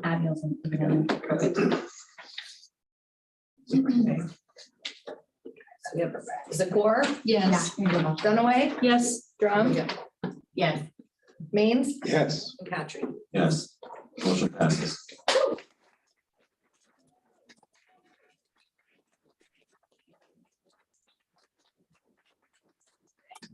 All right, next item is committee reports. Do you want to say bye? Do you want to say bye, Melissa? Bye, Melissa. Oh, bye, Melissa. Bye, Thank you. Melissa. Sorry. Thank you. Thank you.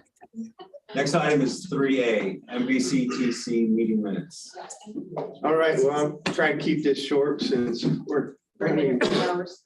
We had our organization meeting on January 10th, and you received the agenda. It's pretty standard agenda. The only thing is for some reason you got 73 pages and there's only 5 pages of the agenda. Yeah. So, yeah, but it was a good meeting, and I was appointed as the finance audit, or to the finance audit committee, and we've already had one meeting for the finance audit committee this past week. The big thing that I would point out is a couple things. Number one, the enrollment has increased by 9% over the prior year. It was up by a couple hundred members. So they are experiencing a big enrollment increase. The other thing is, though, we had, unfortunately, We've got the new buildings going up and they're almost completed, but we had some major problems with water leakage on December 24th, Christmas Eve day and Christmas Day. Two different buildings were severely damaged, but they're getting through it and things are looking good. So, and again, you're all welcome to take a look at the program. Anytime. We've got a lot of students here. I believe there are 37, if I'm not mistaken, currently from Tipp that are in it. And so it's a good program. So that's my CTC report. Thank you, Mr. Mintz. Any questions from the group? Any other committee reports? Hi, everyone. Hi. So I recently went to the Tipp Educational Endowment meeting, which is one of my favorite meetings to go to. It was on January 11th here at the board office.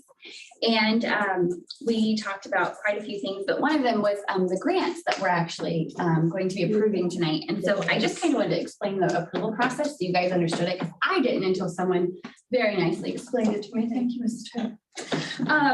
So the approval process works like this. So the employee sets up whatever they want to do for the grant. Then it's approved by the building principal. Then it's approved by the director of curriculum. Then it goes to a grant committee. Then it goes to the trustee vote. And then all we have to do is accept it. Isn't that the great part of our job? We just accept it. Thank you for the free money. Well, not, community money. We appreciate it. Thank you very much. So I just wanted to kind of explain that process because I feel like maybe that gets confused. But this year there was about $16,000 so that we're going to approve tonight that the committee has collected from Circle of Friends, things like that. Point of order. I'm sorry. We're having a meeting in here. Please don't talk out there. You're disrupting the meeting.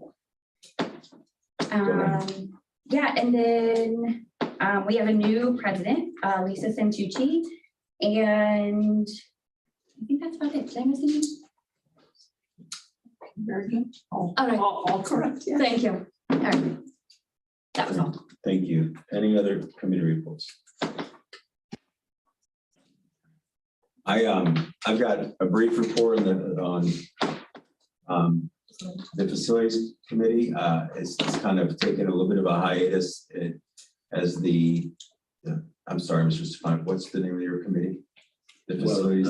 The task force. Okay. Is the level that the members of the facilities committee are now on the task force. And we met with the architects and they provide us a lot of information. They had a PowerPoint presentation. I requested that be sent out to all board members. I think I saw that email go out through Liz. So you should all have received it. I had to leave the meeting after about an hour, but Mr. Stefan, did you have anything you want to add beyond what the PowerPoint? Not beyond the PowerPoint. PowerPoint had all the information that we discussed at that meeting.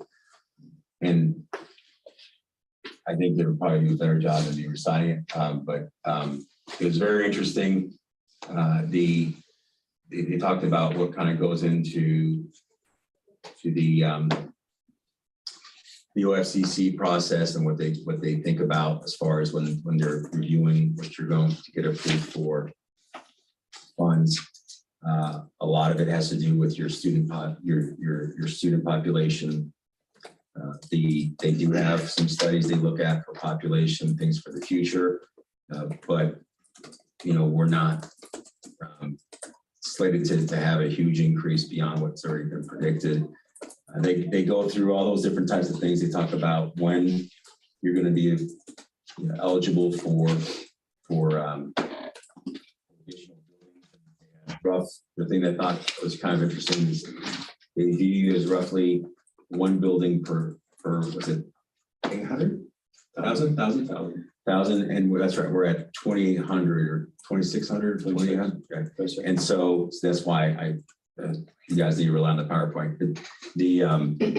So we would be really a two building district if they're looking at it for the master plan. But the other thing to keep in mind is that the master plan and what we will be talking with the architects about is the entire school district needs when we go to OFCC, not just our present facility needs. So, or our present two or three buildings that we kind of focused on in the past. It's going to be everybody, including the high school, anything else. And so I think the next step is to get the community involved a little bit more, and then get some feedback from the staff related to, you know, what their ideal situation would be for location and student geographics, things like that, and present that then to the board eventually. Am I missing anything, Mr. Stefan? No, I just have one additional piece that happened after that meeting is Carmen Miller did hear back from OFCC, and they said that they hope to have an answer for us by mid-February at the latest. And so our application is there, and then they check out whether or not we're eligible for ELP, or if we're actually close enough that we're actually in the active funding cycle. If we're within 2 years of the active funding cycle, then they won't accept our application for ELP, because by the time we go through our processes here, we'll be on the list to get funded, you know, from OFCC. So they said they should have all that information available to us by mid-February. Thank you, Mr. Stefan. Any other committee reports? I just have one question out here. I understand the numerics, like 2,800, they try to do one building per 1,000. So do they round up? I mean, what, when do you say, okay, now that's 3 buildings? We've been discussing the concept of rounding. Yeah. And getting that presented to OFCC, because there's a big difference between 2,600 students and 2,000 students. And so there is a belief that if we provide data that OFCC then would see why we see the need for at least 3 buildings rather than 2 that may go off of their metrics. And historically, they had a lower number than 1,000, and then they've raised it to that number. But you know, they do kind of like to round up. And then the answer I got, the takeaway I took from the answer provided by Garmin Miller to that question was that there's nothing written in stone. That's kind of like their rule of thumb. And if you can, like Mark said, provide the data, you can make an argument. Sometimes you win it, sometimes you don't. There wasn't really a definitive answer in either direction. What else? Mrs. Dunaway? I'm not sure if this is like who makes this decision, but I did receive the slide presentation. Is it possible that as we receive them, as Garmin Miller gives them to us, we put them on the school website so that parents can keep up? If, you know, I feel like if they're seeing them as they come, we don't want to get into a situation where we're giving parents 6 months worth of slideshows. So the more they can go to our website and periodically, you know, check once a month, I just think the more we can keep them in the loop the whole time, the better result we're going to have. So I think I'm not sure that the PowerPoints and things like that are preliminary. They're very early stages. They're going to be a community portion involvement. I can't speak for Garmin Miller, but what the impression I'm getting is that when we start presenting to the community, we want to have either we're presenting to them related to like, we need your feedback, we need your input, we need to get together, or here's where we are. This was more, I think, informational purposes only. There's nothing, I think, stopping the board from providing that information, but I would suggest that if we do that, we might want to check with Garmin Millers to see how they feel that, because they part of what they're doing is the I guess the informational and keeping the community informed part is part of that contract. And so I guess I wouldn't want to do anything that would compromise their ability to perform their job and how they think is best. So can you check into that for us, Mark? Right. And see what he can do? Because I did like the PowerPoint. Yeah, it was good. It was really good. Yeah, they do have a set way of rolling information out. Yeah. And so we'll just have to make sure that the information that was presented in that PowerPoint is something that they think is ready for the community or not. That was a lot better stated than I thought. Thank you. All right, Mrs. Dunaway. Yeah, I'm not trying to do anything to make this not successful. I was the board member that fought really hard to get Garmin Miller. Originally, we were just gonna kind of go with Ridgely. That was the presentation to the board. Vote on Ridgely, we had no choice. So obviously, I want them to be successful. I worked on this last time we did this to the community, and the more we can keep the community in the loop, it's their money. The more we can keep them in the loop, the better chances of us having a positive result in November. That's all. And I completely trust Garmin Miller. Whatever they want to release, I'm fine with. So just so they know, we would like to release whatever we can as they see fit. Right. That's all I'm saying. And that's where I was gonna go Right. with, yeah, that's where I was gonna go. If that PowerPoint isn't exactly what Yeah, they feel that's is ready fine. I for trust release, them. if they could do some other kind of summary and update to the community, then we can release that. Mrs. Dunaway. Yeah, because like tonight, I just heard that we're going to, our goal is to go to 2 buildings. So for people who don't have 6 hours to watch our board meetings once a month, we don't want it to be like out in the community. It was funny. We don't want it to be out in the community where people go, what? They're going to 2 buildings. I didn't know that. And then other people are saying, oh, people shouldn't have to watch a 6-hour board meeting to get 2 minutes of information. That's all I'm trying to say. Let's make our customer happy, which are the people that are paying for the building. That's all. Point of clarification, no one said that it's our goal to go to 2 buildings. We were talking about different criteria and things that the OFCC thinks about when they're going to designate. This kind of example of things, the various things that they go into. And one of it is based on student population to the number of buildings. No one said that was the goal. No one said that that's what's going to happen. It was just kind of an example of what their rule of thumb was. And if I didn't relay this, I apologize. But what I was trying to say is that there's a lot of things that are going to be going into this, and we're going to have to get a lot of information to try to present to the OFCC to hopefully shape the answer the way we want to. And we think is necessary and appropriate. But right now we're in the informational gatherings phases. I just thought it was kind of funny how they kind of applied that, and I was trying to share that piece of knowledge. But that is not, no one's made any decisions, no one has a goal. This is very much kind of preliminary. They're giving us all the information and trying to teach us how the process works.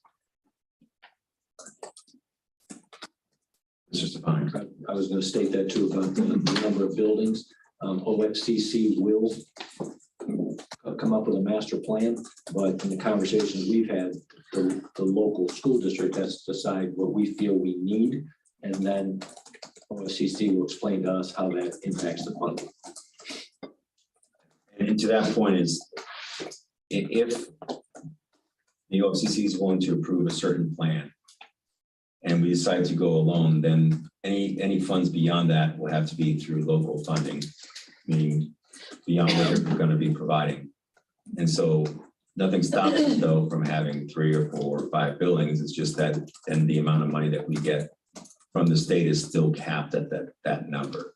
And so I think before there was a misconception that if they didn't approve what you went with the master plan and or wanted to go different rather, because let's say, for example, your building is beyond, I think it's 67%. Yeah.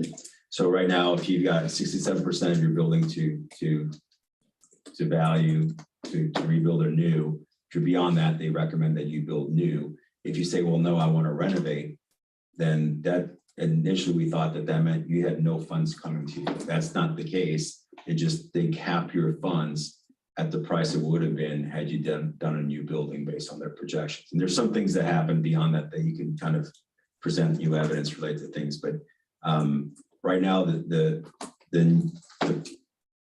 final percentages I don't think have been provided, but the preliminary, I think, estimates are not looking very good related to that renewed, what OFCC would be recommending. A lot of the things that OFCC will likely be recommending is new buildings versus renovating, due to the cost of renovation compared to new one are really high, close to 100, and I think one of them exceeds 100%. So we'll see when we have them, but I just want to know the board know that, because we all had that misconception at one point in time.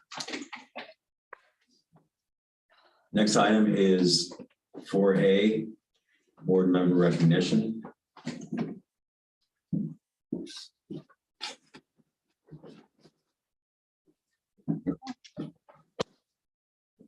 to Jonah. January. Looks like Kristen. Yes. She's very good at this. Yes, January each year is Board Member Recognition Month in the state of Ohio. And on behalf of the district, we would like to thank you for serving on the board, giving your time and overseeing the operations of our school district. From a grateful school district, thank you to all 5 of you. Thank you. Thank you very much. Thank you. Thank you, Kristen. We'll cover. Right, that matches your suit too. She's really good at tissue paper. She makes everything so pretty. Thank you. Next item is 4B, first semester bullying incident report. Yes, semi-annually, the school district uses to report the number of bullying incidents that were reported and verified at each school in the district. You have the January report. You typically do a January and a June, I believe. And what the board will notice is that you had some executive content over the weekend, but there was a revision to the report at the high school. We had a multi-day investigation going on with one report, and the way that it was reported out, it was counted as 3 separate incidents when all the incidents were related to the one incident. And so it was revised from 10 reports down to 7, but that is the accurate number based on the situations that happened at the school this first semester. Any questions or comments from the board from Mr. Stefanik?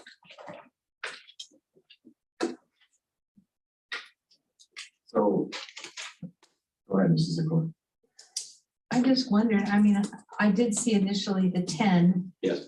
And now it's reduced to 7, but still, I think it seems a little higher than some of the past reports we've had.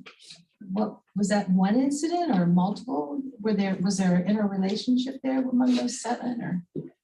No interrelationship between the 7. The interrelationship was between the other 3 that came off. And so, for example, when part of bullying is repeated, offenses, and so there were some pieces of the investigation where some other things were uncovered, but those were the interrelated ones. But the other 7 were separate reports. Yes, and yes, that is a little bit high for a semester. But the school, did their due diligence in addressing them. Anyone else? Mrs. Dunaway. So I'm going to ask the same question I asked in June. Okay. I don't think I got an answer. Yeah. How do we have the safe school alert line? Are those included in this report or not? They're reported if they're verified, yes. Okay, They are included. gotcha, because we could have Billy hates me. I mean, who's Billy? I get that. I get that. Yes. Okay, so that's one. And these are only student on student. So this isn't student and staff. Like if a student comes in and says, my teacher is singling me out or calling me names. Those are not included in this, correct or incorrect? They're the ones in this list are student to student. Perfect. Yes. I know we don't have those happen very often. It's not like that's a big number. Right. So those aren't ever included in a report like this. I would have to double check if they Okay. are or they aren't, but Yeah. those would be routed through human resources, and so we have to see if those are kept in a separate Gotcha. system. Okay. My other question is, so parent A and parent B comes in, their kids have been fighting for 6 months. They're on the same horse club, and I mean, they've had beef for 5 years, you know what I'm saying? It happens, right? So they come in, they talk to the school, this is going on for 6 months, every day, principal, here comes student names. I mean, it's like a recurring event. But neither parent fills out an actual bullying report. So then that's not on here, yes or no? If the school acted on it, Mm-hmm. then it would be on there. If something was turned into the office, but not an official bullying report, if it was deemed to be bullying, then it would be on there. Okay, because I think a lot of confusion is parents don't know that there is an actual form. And if you don't fill out the actual form, because we have situations where student might switch schools. And they'll go, why are you switching school? Oh, Billy and I have been fighting for a year now and it's not getting any better. But when the parent goes to the new school, what they don't realize is if they did not fill out an actual official school form, then the new school says, without any evidence, we can't take you. So am I right in saying that if there was not a bullying incident form filled out, we don't see those numbers? Am I saying that right? Yeah, I know what you're saying, Okay. and I would have to check into it because my interpretation is that anything that qualifies as bullying Okay. goes on this report. So if a parent would call up and say, I've got this to turn in because my child's being bullied, then the school has to look into it to see and verify whether or not it actually was bullying or if it was misbehavior. It goes both ways. We have a lot of both. Yeah, and so if that form isn't there, the form, if it's filled out, I think it triggers a certain type of investigation. Well, definitely. If something comes to the office and you do a disciplinary investigation, but you find out that it's bullying or bullying related, then it's on that chart. Yeah, so we have a lot of new administrators, 2 new administrators at the high school, 2 at the middle school. Those are the other, luckily the other 3 buildings are fine. I just think it's important that as part of our training, we make sure that we are telling the parent, because I don't want it to get into a situation where a parent tries to go to another school and without that actual form being filled out, a lot of times the school that they're going to says, I'm sorry, Mrs. Smith, but there's, you haven't.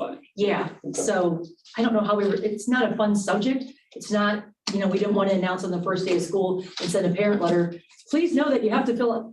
But when we have those situations where 2 kids keep coming back, it's the same kid, and we know a family's leaving the district, I just think it would be nice to give them that information because they don't know. Right. Until you get rejected by the next school, you don't know that you should have done something.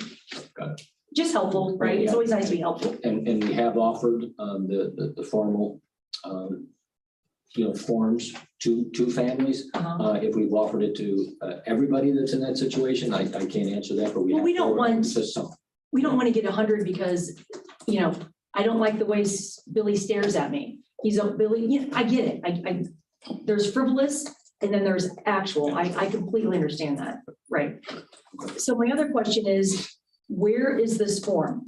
So where is the bullying form? Where can somebody find it on our website? It's probably in the form section, my understanding of the board policy. I'll tell you where I tried to find it.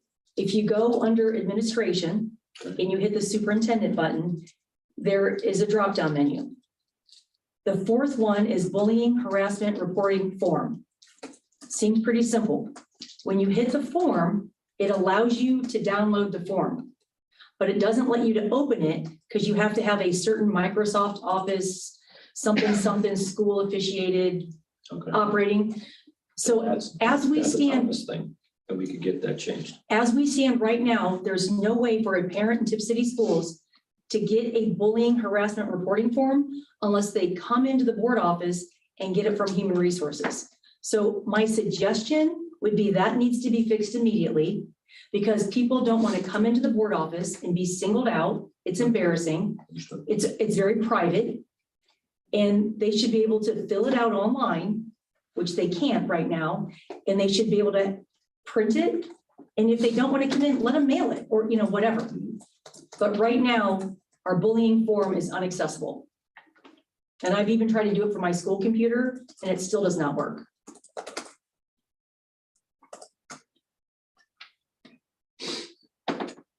It doesn't even let you pull it up in the folder. You can't even open it.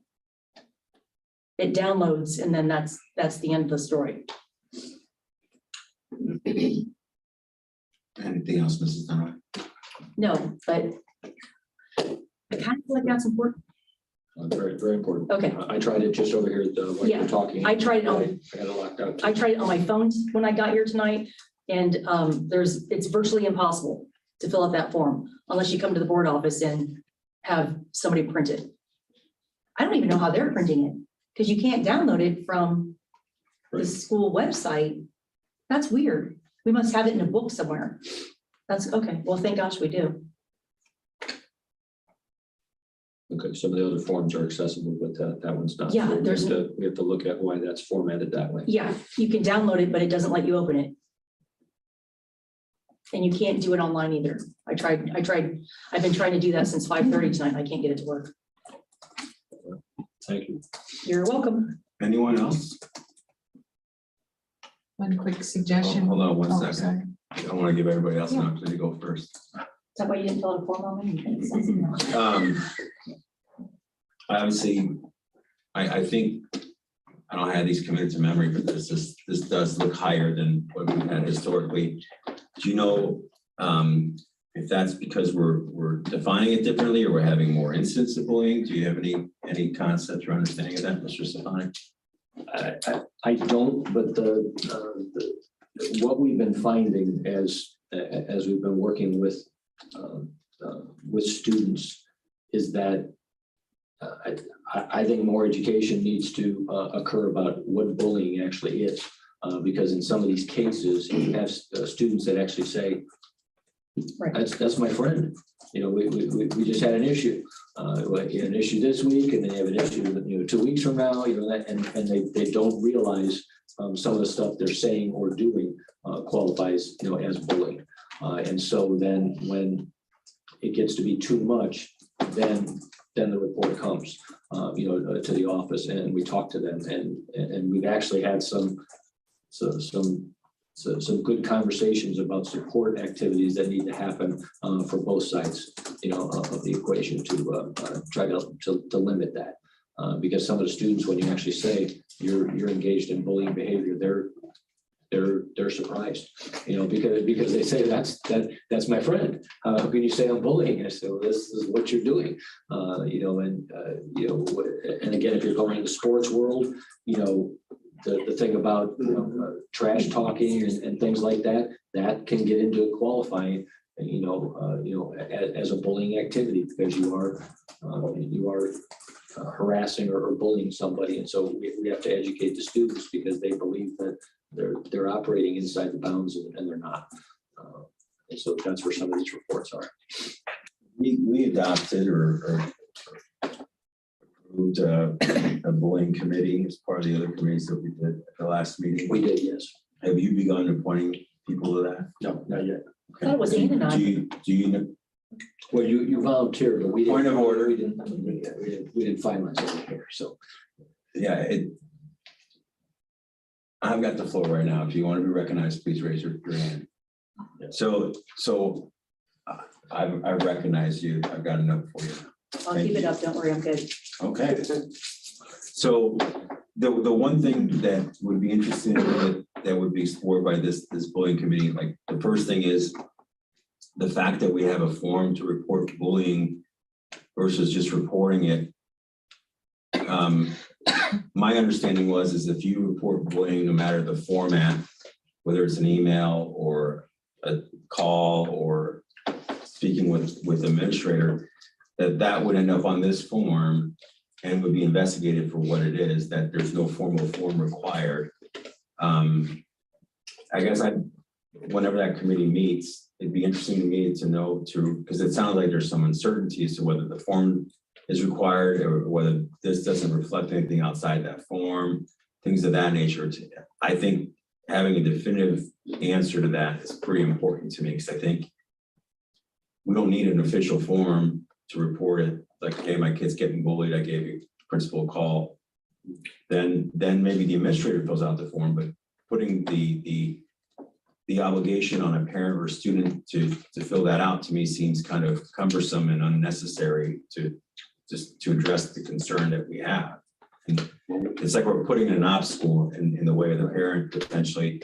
I'm not saying we're doing that, but it sounds like we don't know.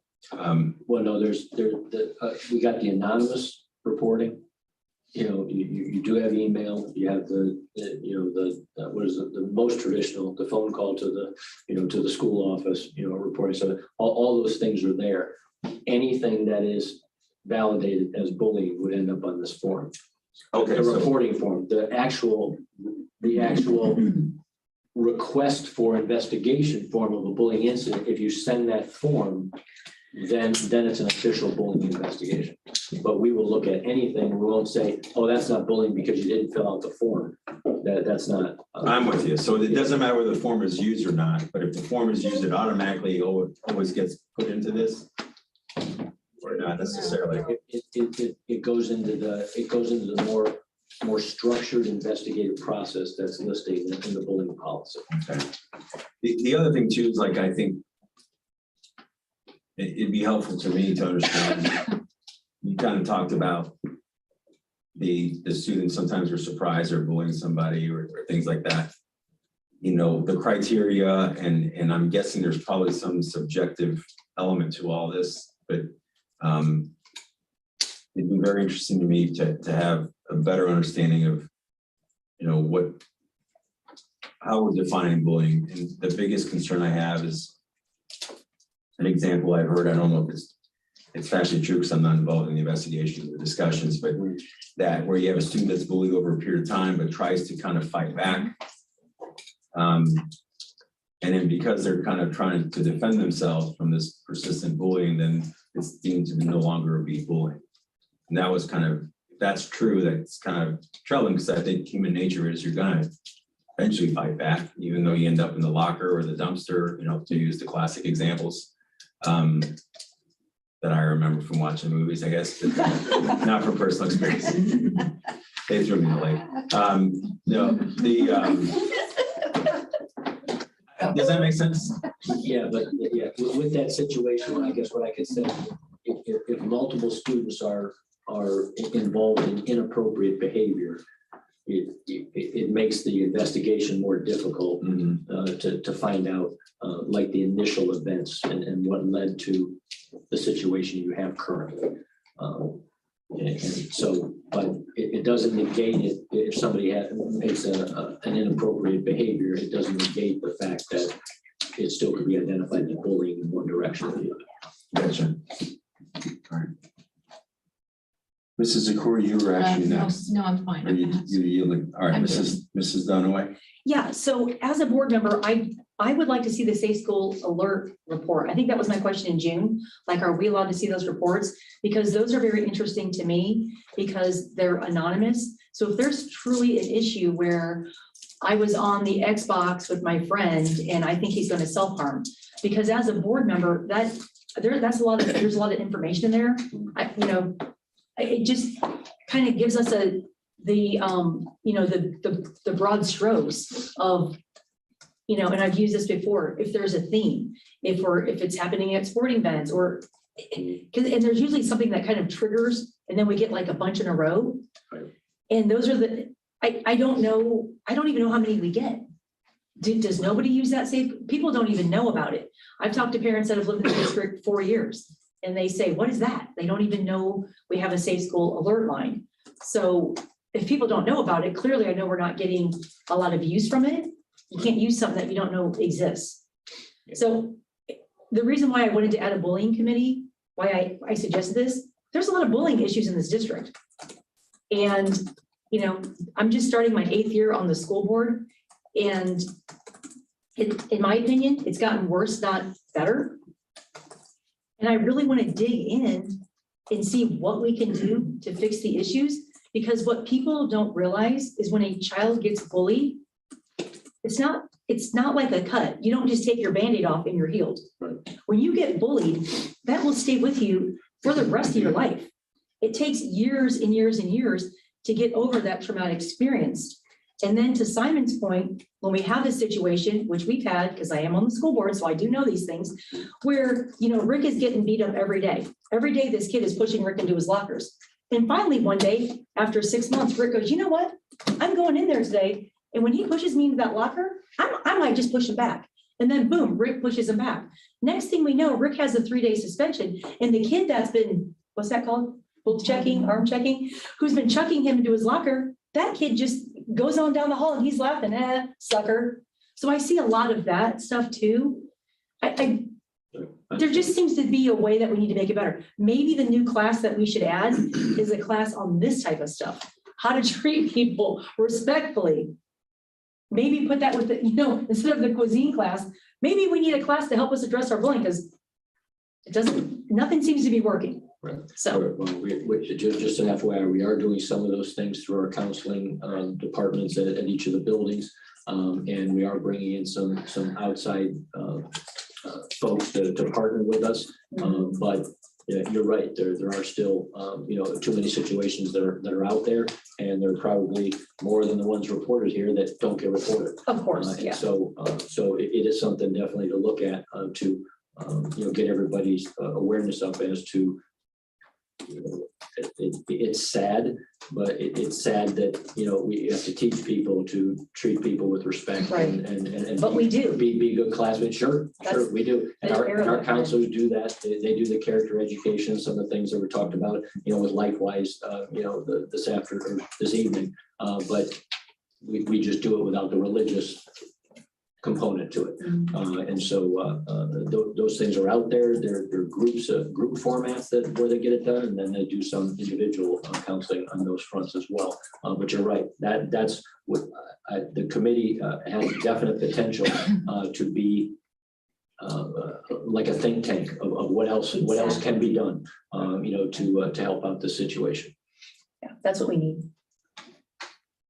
And Mr. Patrick's point, when he said, have you put people together? My focus of that is we'll have representatives from each building, and then we'll have representatives from the board as well.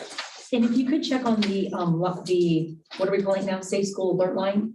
I would like to see because there aren't that many. I would like to see those for the last 6 months, since this is a semi-annual report. Yeah, we'll see. Yeah, it doesn't get used often. Oh, yeah, of course. As we said before here, that we said, so we get it on tape, that it's supposed to be used for, safety concerns and things. But a lot of times, people like the anonymous piece of it. And so then we get comments about why was or was this not a snow day, and things like that show up on that line. So some of those are there along with the actual ones about, hey, we've got a problem going on this bus, or we've got a problem going on at this school or in this classroom.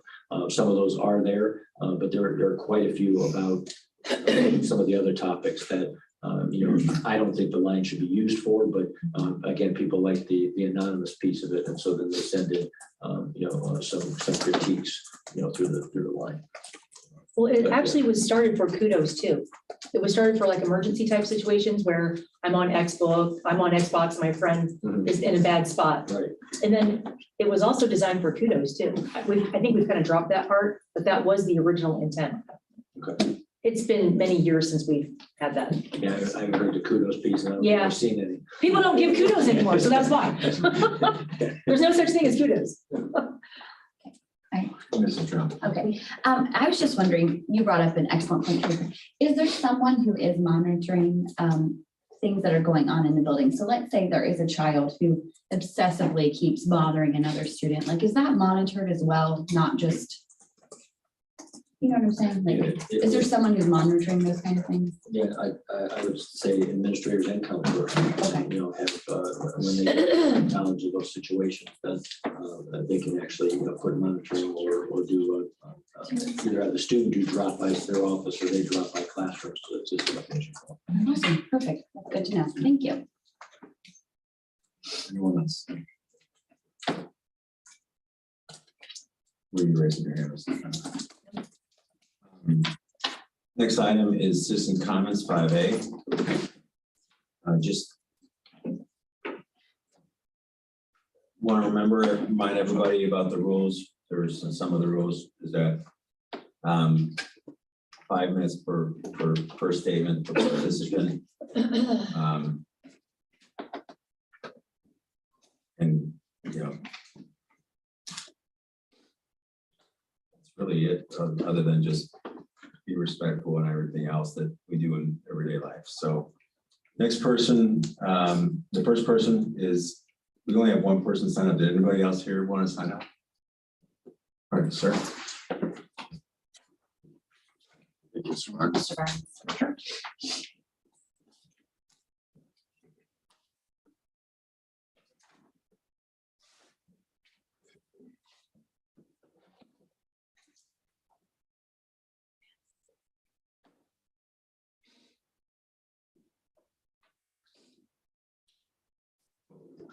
The other thing I forgot to mention is last meeting, we kind of went away from our policy, but I want to make sure that we follow it. Is when we're making citizens' comments, we have to address the chair, which is myself. We can't address any individual board members, any individual administration. You can't ask for like, you can't do an interaction where you're asking for answers, like questioning them. It's not good a conversation. It's to address your concerns and comments in general directed to me. I obviously observe professional or courteous decorum. I think that's it.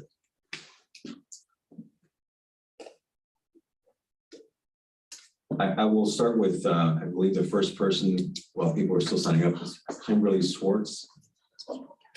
Ms. Swartz. All right, so kind of funny, I get to jump in right after the whole, I had this big old speech plan, but it's useless at this point. I jump in right after the bullying situation. Me and my daughter are prime examples of what happens when we speak up in our district. We are bullied at this point. My daughter is getting false wellness checks called on her by other students.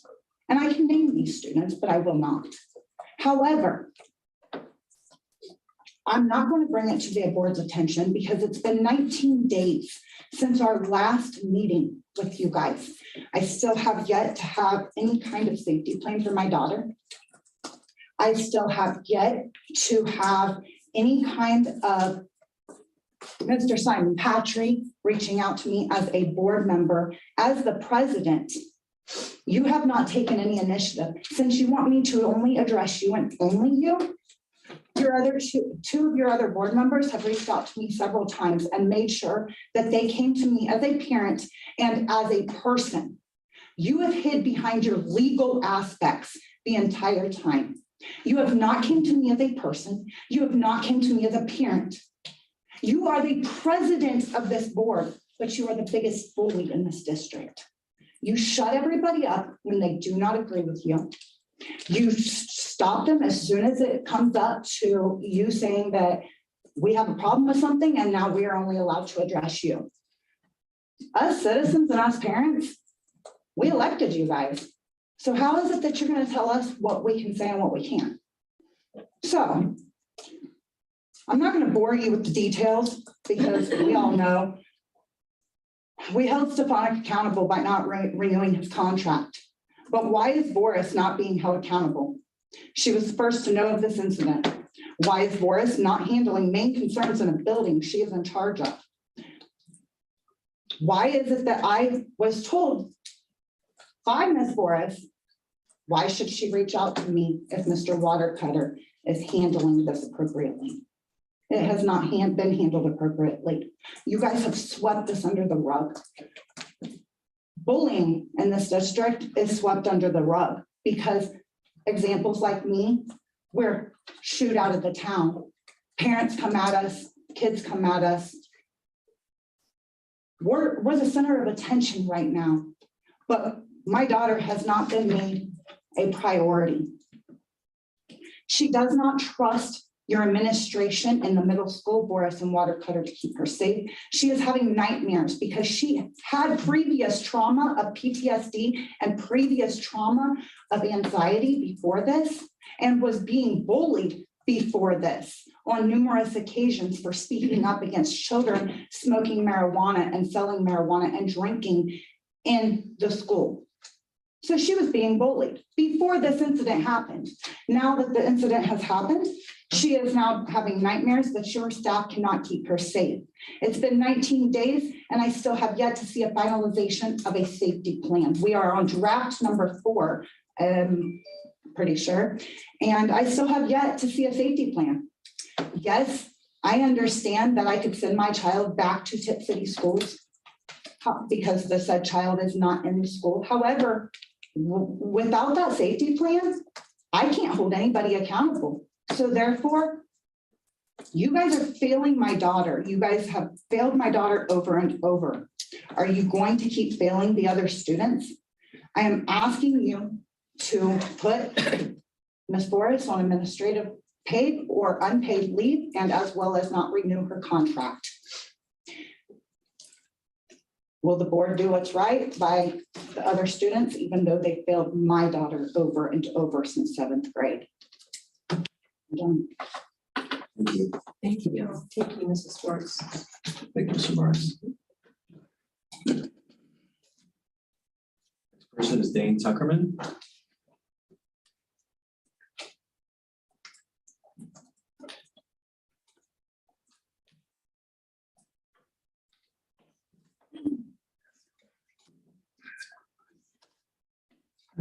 I'm a new resident of Tipp City about not quite 3 years ago. But I have ties to this community. I had 6 grandkids graduate from this community. I have 1 great grandchild that's in your school system now, probably 5 more to come. I was at a funeral today for a woman that 86 years ago graduated from this community. So I know this community. I didn't grow up here, but my concern is security. And we let this political correctness stuff, whatever it is, get in the way. And I know enough from reading the newspaper and from watching the TV report and knowing some people that know what the facts were on that situation, that the young man, Mrs. Swartz's daughter, was the target on the hit list, but there were other people on that list. And it's the school district does not notify Mrs. Swartz. She has to call the school district. And I might not be clear on the parameters, but I think the general thing that's been laid in my mind is she gets a hold of somebody that assures her that the school is taken care of. And I'm right along with Mrs. Swartz in this situation, that person at the school, we're talking about, you know, we're not talking about curriculum, we're talking about, you know, everybody says, never again. Sandy Hook, Marjorie Stoughton Douglas, Columbine, one today if you don't know it, two children killed in a charter school, I believe in Des Moines. And it's because of this political correctness gets in the way. And I understand the legal ramifications. And there has to be avenues to handle things properly. But as a taxpayer in this system, that's had 6 grandkids and probably 1 more that's a great grandchild's in this system, and probably 5 more that if things get straightened out will probably be here. That's up to their parents, not up to their great grandfather. But the situation that unfolded, that person that Mrs. Schwartz talked to at school, that person should not, they should be gone. That somewhere they don't understand the protocol to handle the seriousness of that type of situation. And then I also know that a police report was involved, and you have a chief of police. And I'm not sure my next stop shouldn't be at the city council meeting, because in my opinion, he should be going. Because Mrs. Schwartz's daughter is paying the price, this community is paying the price, and nobody in the system here that's charged to protect these children and educate them is protecting the children. And for anybody here that hasn't read, I'm Dave Tuckerman, 979 Brookmere Avenue, Tipp City. Moved in October 2020. But my grandkids, as I say, 6 of them in this system, all graduated from 2002, the last in 2011. So I've been pretty well in tune with this community, you know, on my wife's side in our family. Like I said, we go back 86 years ago. A woman, 104, that just passed away as a funeral in Tiffin, Ohio, today for her. But these kids going into these situations, and whether you want to talk about bullying, what's not bullying. The bottom line, the administration is charged to protect with these kids. The same as our government is charged to protect us as citizens, which they're not doing.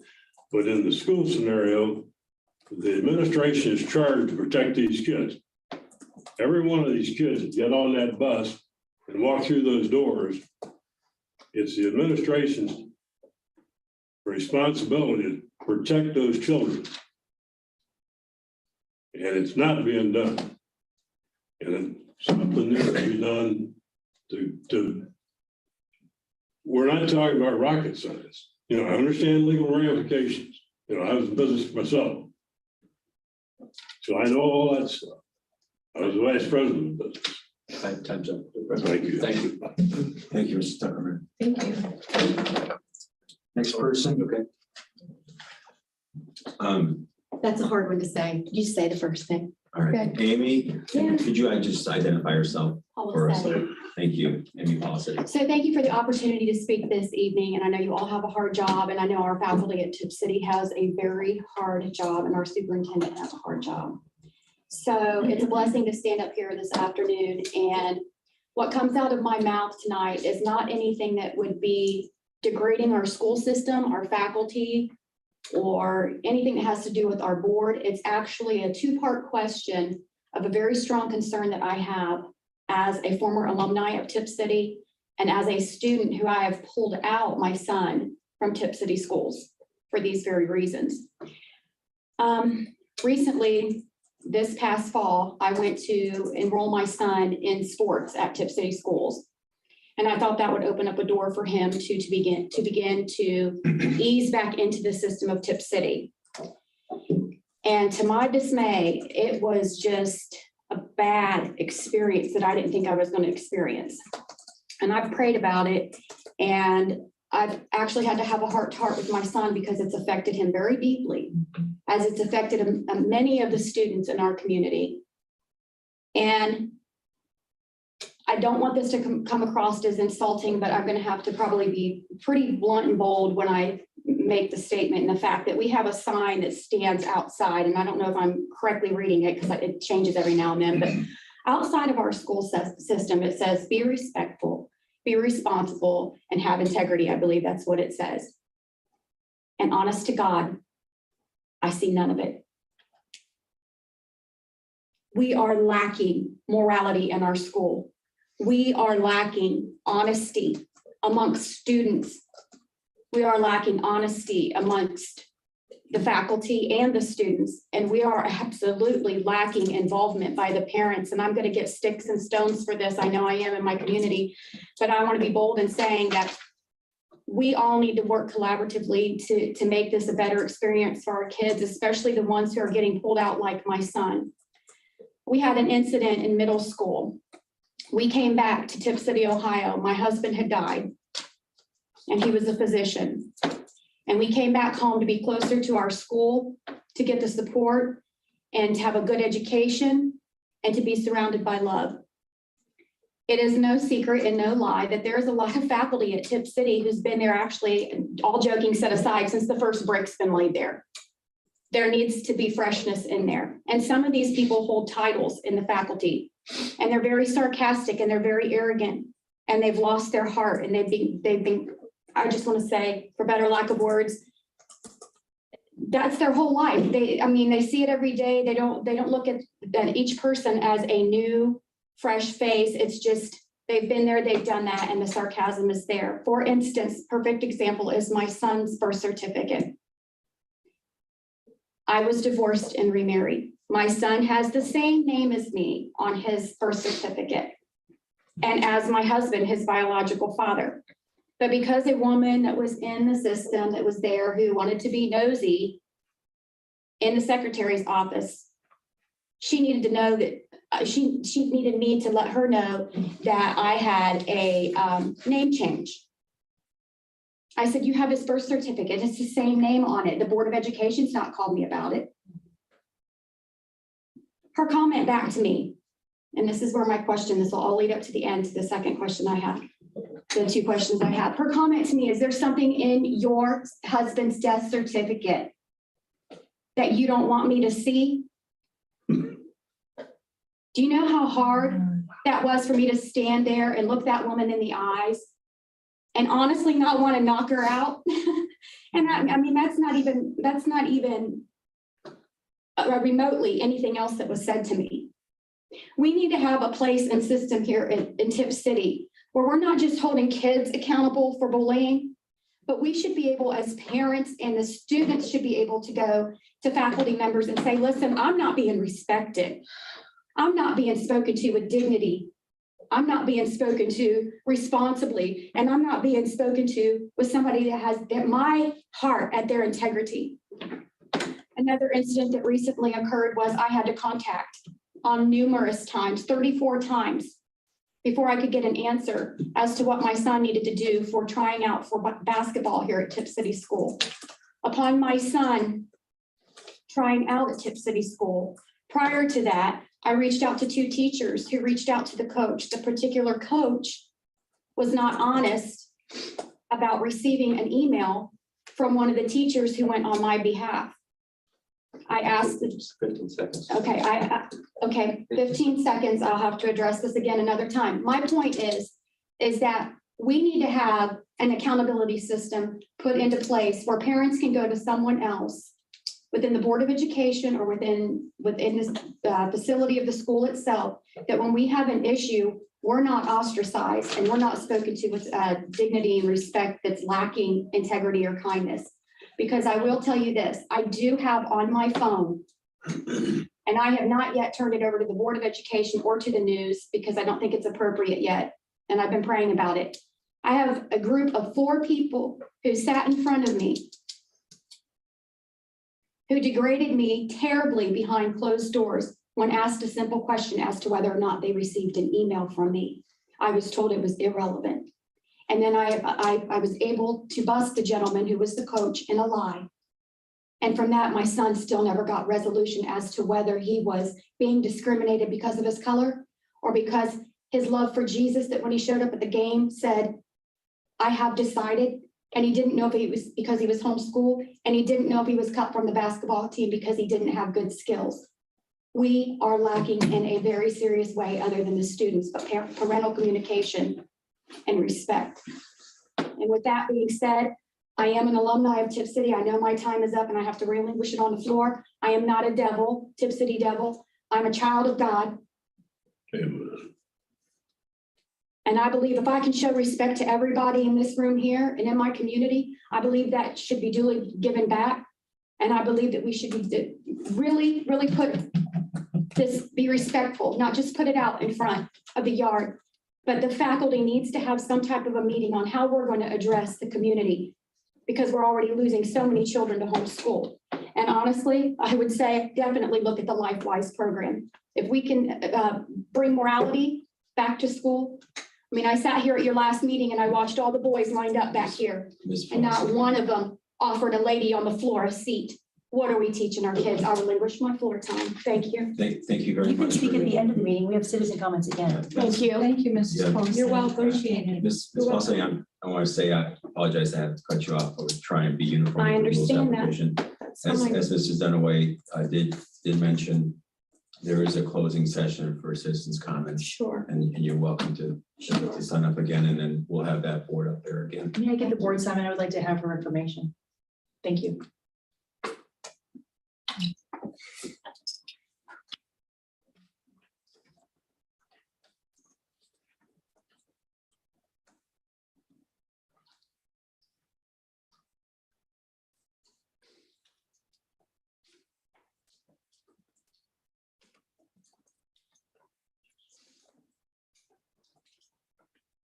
Signs, it's reflecting a phantom new agenda item on the agenda here as a 5B new agenda. I'm guessing that's, Oh, I refreshed it after I slid that into place back, so. When I was adding other items. But I think if you refresh it, it should be gone. so next item is 6A Treasurer's Report, monthly financial report. Mrs. Fox? Right, just reporting on December. Revenues were, it's not the greatest time in December. We're always waiting on the new tax installment, which is going to be coming in January. If we can get an advance, maybe first of February, but so revenues from taxes are blank there. Then we have the grants in aid. About the same as it's been the past couple of years, even though restricted and unrestricted are in different buckets. We do have a little bit more in the restricted grant area this month. Rating revenue, same. Interest is pretty good this month. That's what makes it a little higher than last December. When I compare it to 2020, and I put a note in there, Bureau of Workman's Comp did provide a rebate that year, and it was very nice for the district. They've not provided that. It was about 68,000. I was looking back at 2020. And we've not gotten anything like that from Bureau of Workman's Comp since then. So well, I'd be anxious to see if they're going to do anything this year for our school districts or employers. And then, of course, in January, like I said, next month, we'll be able to report on some tax revenue. Mr. McKeeks, I know we're asking on the revenues there. Same with our grant cycles. Now that we had that item earlier on in the meeting, we'll see some more grant income coming to our grant fund next month. Expenditures, we had 2 pay periods in the month of December.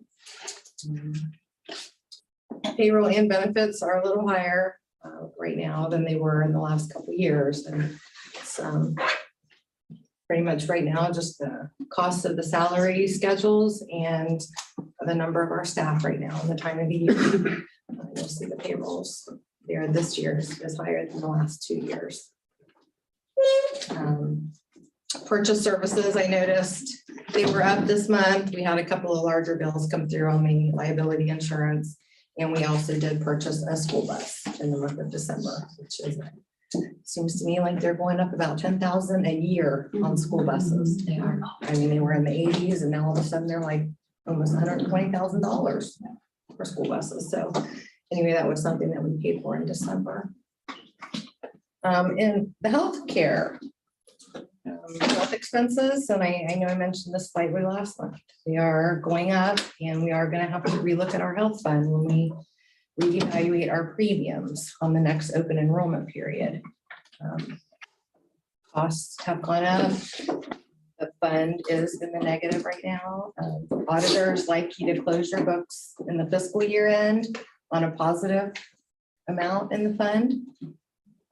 Since claims and costs do adjust in medical world, I guess, you know, premium, they just go up. If the claims they just may drop, we'll be able to bring it back to a positive by June, but we're just gonna have to watch it closely month to month as to if we'll need to advance from the general fund to improve the balance on that fund. Other than that, things are going well in the treasurer's office. We're just trying to get W-2s out for our staff, hopefully by next week. 1099s in the mail. And have any questions for me? Happy to answer.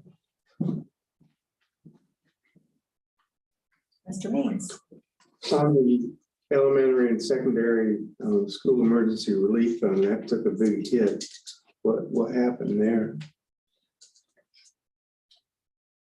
The 507. Yes.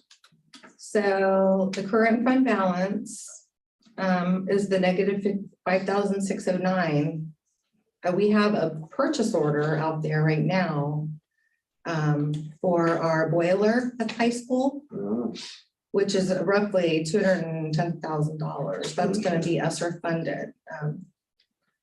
So that is the encumbrance, the current fund, and we normally will always expense those funds to the negative to show the state, and then they will reimburse. Those are the federal grants. Okay. When you get down into those 500 funds. So you'll typically see a negative in the current fund balance category on those funds, and then I request the reimbursement back to bring the balance. Do you have a rough idea of when we'll get that reimbursement? So every month, by about the 10th of the month, I submit for reimbursement request, but we have to show that the money has been expended. So like this month, the request was only for the $5,609.88 on that current fund balance column. Now, as soon as the boiler is completed and paid for, and then we pay it, then at that point, I send the reports up to ODE and then wire us the money back. Will they give us Reimbursement. 100% Yes, roughly? Oh, good. they do. Good. That's been part of our application this year. So anything that we expense, we prove that we expend it, and then they give us the Okay, exact penny back. okay, good.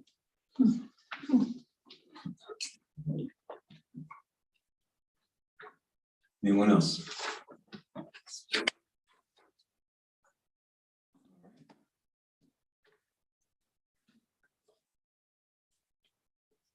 Next item is 7A, public records request. Mrs. Fox? Okay. I've provided a sheet there with just some of the time that we've put in. We did have a slight influx of some public records requests. I've updated the spreadsheet. Some of them, you know, around safety and some different things that have been taking place in the district. We're trying to make sure we're answering all those appropriately. And of course, we have consulted with legal counsel on some of the requests to make sure that we're providing the correct responses. You know, we have a couple of things that we're still finalizing as well that we plan to get out to those folks that requested a few things. Hopefully in the next few days. I should be able to have, I think, most of our requests completed. And I think in next meeting, excuse me, when we start January of 23 report on those expenses, I may go ahead and update our sheet there. So that looks like we have a little bit older date, and then I'll just start the running total from January 23 going present or going forward. If that's okay with everyone. Thank you. Any questions for Mrs. Fox? Next item is 8E, superintendent survey. Mrs. Dunaway? Oh, yeah, we could just, oh, sorry. I was just saying, I refreshed. Yeah. I refreshed it. We haven't gotten. I'm sorry. Not quite there Tip yet. private. Yeah, Sorry. you're right. Sorry. I don't care, I really don't care where we're going, but I mean. Well, I'm hoping it shows. It was wishful thinking. Sorry. Forgive me, everyone. No, I just had, Thank you for pointing it out. so back in June or whatever, June or July, August 8th, see, this is how bad my memory is. On August 8th, we motioned for you to reach out to legal counsel. We just wanted to see legally what our ties were with Tip Pride. And did we ever get an answer back on that? Yeah, I reported at the next meeting, I thought. Yeah. Yes. Why do I not remember that? I think you might have missed Or that. maybe I had a different question. No, because I heard, We didn't know. I heard from, well, it was actually part of Mr. George's report. He Okay. said that when we had that discussion. So we're what our good. legal ties were, he said that caused some of the people with their donor cards to stop paying. Because Gotcha. they didn't understand the context of the Okay, we're conversation. good to go. coordinate. Okay. Yes. Yeah, I just wanted to, So that, yeah, I went through my emails, I couldn't find it, but sometimes the information is in the weekly board update. So it was a lot, you know, it's a lot to sort through. Yeah. So, okay, I thank don't you know, for that. I can't remember the board minutes, but it should be somewhere in the board minutes. Perfect. Gotcha. even if it was previously resolved, Mrs. Dunaway, it's on the agenda. Did you have any questions specifically for Mr. Bonick that he may be able to answer for you? No, I'm good. I usually, if I have a question, I usually email him and then he, you know. Sorry. All right. Next item is superintendent treasurer goals. Right, so initially we were gonna, you know, do your goals. You know, with only 7 months left, I think it would make more sense to kind of establish what you and the board, because we're supposed to be working, you know, in tandem. Like maybe if there's just 2 things so that we all know that you at least have some type of goals between now and July 31st, because we never did your goals. It just kept changing and warping and, you know, we kept kicking that can down the road. No fault of yours, we just didn't get to it because our meetings are way too long. So I don't know how we want to handle that. Do we want to maybe bring this up in a work session? I think that's the best way to handle it, but I would like to give you some type of goals. Yeah. For sure. At the next work session, if it pleases the board, I'll bring. I love it. both Just 2 drafts of- ideas. Well, I've got 6. So I Okay, haven't done that's a it. lot. So, Wouldn't you oh, love no, it? no. Yeah, Okay. 6 is too many, but I had 2 sets of 3. Some Okay. of them are on both of them. Right. And so then the board can decide which of Perfect. those 2 that Yeah. they want me to focus on. Right. I am focusing on all 6, but. That's a lot. What's the 6 prior? is too much. Yeah, but I know, but I mean, the priority level, if we get a priority listing of the top Okay. 2, then those can be my. main Perfect. So focus. we can just use the 2 most recent ones you gave us. I think one was November, one was December. So we'll just mush those together and then we'll add this to the work session and we'll narrow it down to 2. Yep. Perfect. I love that. I just want to say that what you just said is not necessarily what's going to happen, Mrs. Dunaway. Oh, I'm sure it's not. You're- Don't worry. I'm good. Point of order. You can't just tell the superintendent what we're going to do. You can ask I think I made a questions. suggestion. It's actually your job to lead the fact that So he point has of order, goals. I am talking, stop interrupting me. So I agree that we need to revisit the goals. I know we visited them multiple times, but I'm not sure how detailed we want to get. I agree with the 2-item approach. I think that I'd be inclined to make sure that we have this on the next work session. Does anybody else have any comments? Anyone? I see you, Mrs. Dunaway. I'm going to give everyone an opportunity to go. If they don't, you can go again. Mrs. Zagor, I'll wait, I'll defer. Mr. Mays, No, Mrs. Drum, Mrs. Dunaway. Yeah, I don't appreciate you saying that I'm giving Mark a directive. First of all, let's not be idiots. Superintendents give boards their goals in August. This is January 23rd. Our superintendent does not have goals. I said by no fault of his, that is a board-driven activity.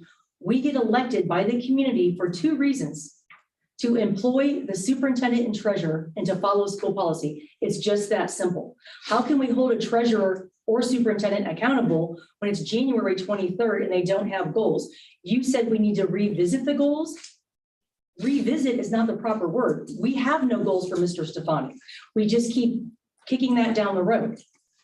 So please don't say I gave him a directive. We're having a conversation, a discussion. Now, granted, the conversation and discussion seems extremely disjointed because we're not allowed to treat each other like an adult. Mr. Stefani talks and I have to raise my hand and then he has to raise his hand and back and forth. We're the only school board that operates like this. So please don't mischaracterize me. I don't appreciate that. And, what are you going to do? Remove me from office again? I mean, enough is enough. Point of order, that's an appropriate comment. Well, the whole thing is inappropriate All right. Is that all, Mrs. Dunaway? for now. Mrs. Zagor. I did not take Mrs. Dunaway's comment as a one-person directive. I think it was no different than one board member continually speaks in the third person by saying this board that does this board needs to do that. I take it at the value that it's being spoken. And as far as superintendent goals, I think it's interesting that one board member went on social media and declared that the goals had been determined, very falsely so, and then of course rightfully removed that comment.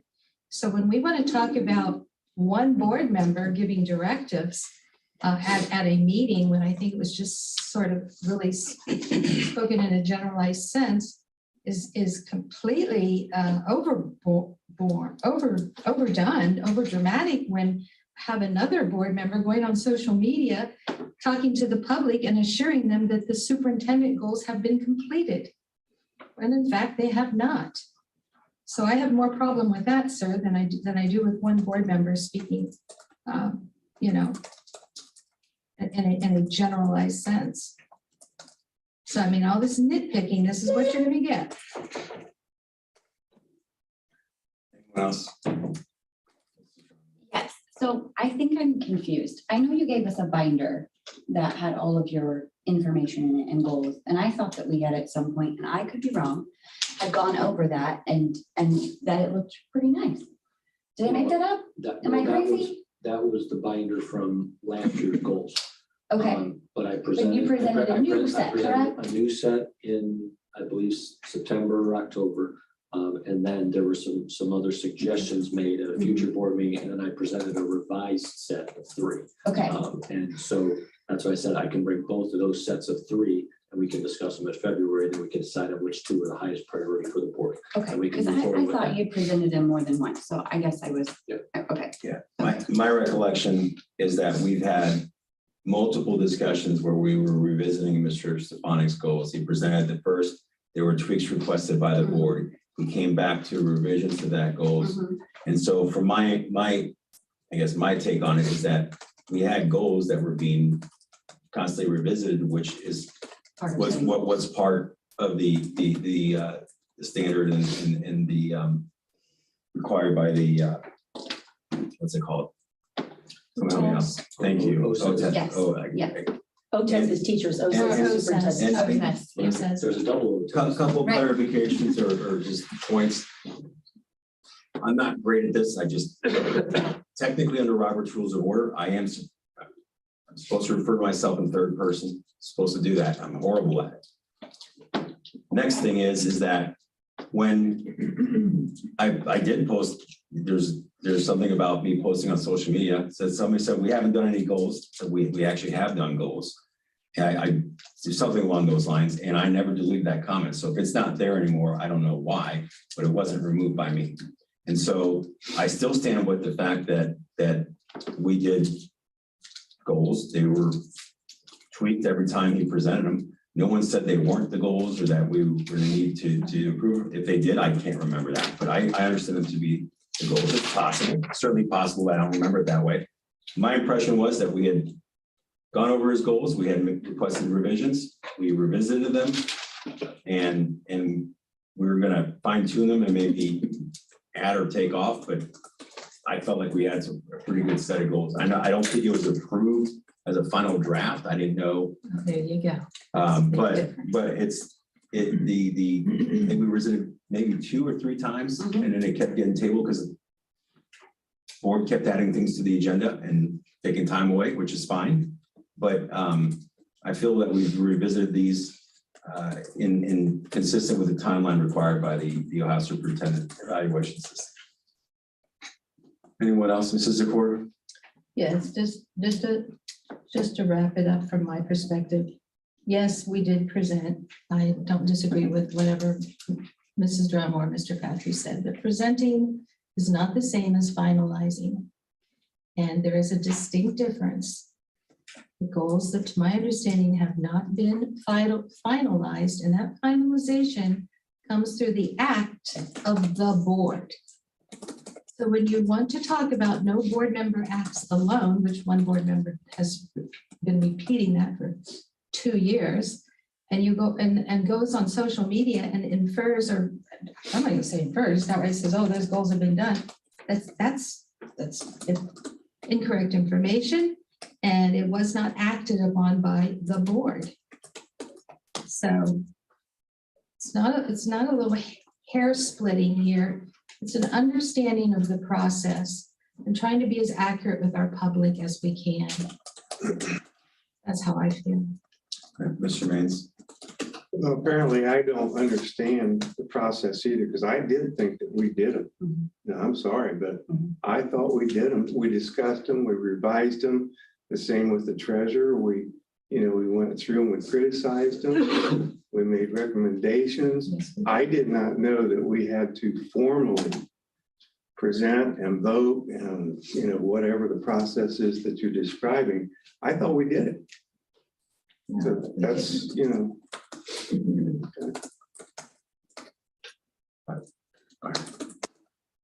Mrs. Dunaway? Well, yeah, so just to wrap up, like Mr. Stefanik said, he has 2 different sets, 3 and 3. So if we did agree or finalize those goals, well, he's confused. That's even worse, because to think that a school board would think that a superintendent could have 6 goals, well, that's an even bigger concern of mine. I mean, the top CEO in the world can't work on 6 things effectively at one time. So apologies to you, Mr. Stefanik, because again, if this side of the table is correct, then you have been saddled with the extreme impossibility and burden of accomplishing 6 amazing things. I would have to say, wow, best of luck with that, ain't gonna happen. So no, we have not formalized the superintendent's goals. We have not accepted them. We have not discussed them. Mark brings them in and, you know, I have questions or someone else has a question and then, okay, off the la-la land, here we go again, nothing. So to no fault of yours, it's our job to keep, you know, pressing this and making this happen. So I don't want to direct you because I don't want to be mischaracterized, but it would be nice if this board could work in unison with you at the February work session and take your 6 goals, which I don't even know what they are because we've never finalized them. I have them in writing. It would be nice to just give you 2 things to work on between now and July 31st. 2 is plenty. That's my suggestion. I'm not directing. No board member acts alone. We all know that. Well, definitely not me or Ann, but maybe it works for other people. Point of order as an appropriate. Mrs. Strong? Yes, so then do we also need to revisit Mrs. Fox's as well? Because I thought that that was finalized also. So should that also be finalized as well? Because I don't believe that that was. I don't think. I think if there's one that was a question was Mrs. to me that was not necessarily finalized was Mrs. Fox, because the board had a lot of questions and suggestions, and I don't think that was ever revisited. And so I think that makes sense. Okay. Mrs. Zakor. One final close on this from my perspective. This is a prime example of the importance of officers because in our policy, the president of the board sets the agenda in cooperation. I think that was the exact word, in cooperation with the superintendent. And knowing that routine meetings that occur every month for these meetings, that's the perfect time to collaborate. Hey, did we finish up those? Yeah, no, or hey, by the way, Mr. President, I don't think you guys did mine. Go finish my goal. That's the perfect time to keep an eye on the ball and set that on the agenda to keep moving it down the field. That's an important officer function. And why I've always said it's not easy being a board president. There's a lot of organization that goes into it. And I will say that the 2 years I served under Mrs. Dunaway, she was just a crackerjack on organization and stayed on top of things, maybe to the point where it annoyed some people, but It annoyed you. But I found, okay. no, it did not It's annoy all right. me. No, it It's really okay. did not annoy me. I found it very, very admirable. Thank you. Anything else? All right, next item, 8C, richly balanced. I just want to point out, I think that the board actually took action on that already. Yeah. There was an actual vote on it to go with council's opinion. So I'm not sure if, because I know that you didn't know about the tip prize, but I just want to point that out before let's get into, well, it's be 9 p.m. But Yeah. just want to let you know that that's occurred. Go ahead, Mrs. Dunn. Yeah, well, it was my agenda item originally, so I'm aware of everything you've said so far. Okay. But at the original conversation, when this happened, see how far back this goes, October 24th, I just wanted to make sure, just for, historical purposes, did we get something in writing? I just wanted to make sure that there was an acknowledgement between Ridgely and the district, because, characters change, people change in these positions. We change, the law firms change. My goal when I brought this up on the 24th was I just wanted to have that, in writing, that everybody agrees to whatever it is that we are agreeing to. I don't want to keep revisiting it, or, people keep spending money on it, more law firms, and, it pops back up in another 18 months or something. That was my original ask, was that we just get something in writing. Do you know if that happened? So essentially what happened is that there was a bill presented and to the board, and this Board of Education voted to rely on previous legal opinion counsel and not to pay it. And that was voted on. And That was it. All right, yeah, Mrs. Dunaway. So I'm sorry, Mark, but could you answer my question? Maybe you don't know, or maybe we didn't get that, but I specifically asked so that we don't, keep kicking this can down the road onto the next board, the next superintendent, the next law firm. I feel a lot more comfortable having something in writing where both parties agree and acknowledge to a final decision. That makes me a lot more comfortable. I don't like bills hanging over the district's head and then, we find out in 6 months, boom, we have an expense. I don't like operating like that. Yeah, I do not know if a copy of the resolution made it to Ridgely. I can go back and check my email, but if not, then we can create one and send it out this week. I mean, I didn't get one either, but sometimes things happen between you and the attorneys or whatever. So, okay, that was my only I question. think that's more between Mrs. Fox and me. We Yeah, sent perfect. a document saying that Easy. on such and such a date, board took action and here was the decision. Okay, thank you. Next item, 8D, district financial snapshot. Mrs. Dunaway. Yeah, so we had discussed this, and I think it's even more important now, with the bond coming up in November. Melanie, we had talked about just getting, like one worksheet or one paper where we have all of our bonds or emergency levies in a single, so everyone can see it. So our community knows where we are with our money, when we're gonna have to, come back and ask them for, for renewals or emergency levies. Sometimes in the past, we've kind of made them a continuous levy. I just think it would be nice going into November if we had the overall district snapshot with bonds, levies, all that stuff, just in one, like on one piece of paper. I will go ahead and try to get that prepared for the work session. Is that Yeah. okay? Yeah, no, that's sure. And I'm Kind of not, like a sample of like, a couple things that yeah, has in it, like the amount. We what discussed looks it. like a little chart. Or yeah, we discussed it at the November 7th meeting. So it just gives you a goal or something to kind of work on to kind of get that. Yeah, I'll have something prepared and then we can Thank you. be able to fill the numbers in and give it to Liz and Okay, if that's what we want to do, get it on the website. gotcha. Thank you.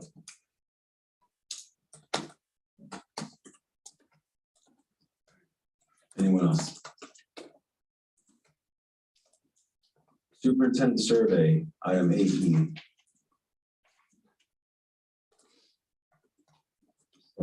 Yeah, so, a little bit has changed since we first brought this up in November, but I don't know, what you think, Mark, but we agreed earlier tonight that we're gonna kind of work on 2 goals for you.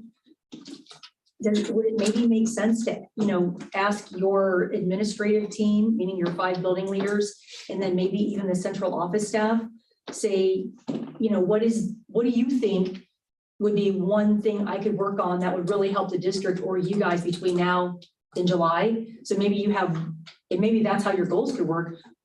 Whatever those answers are, you could figure that out. We could have one from the administrators and one from central office, because those 2 things go together, but yet they're still separate. I mean- Well, that's how the goals from last year were developed. Right, right. We've had conversations with the administrators.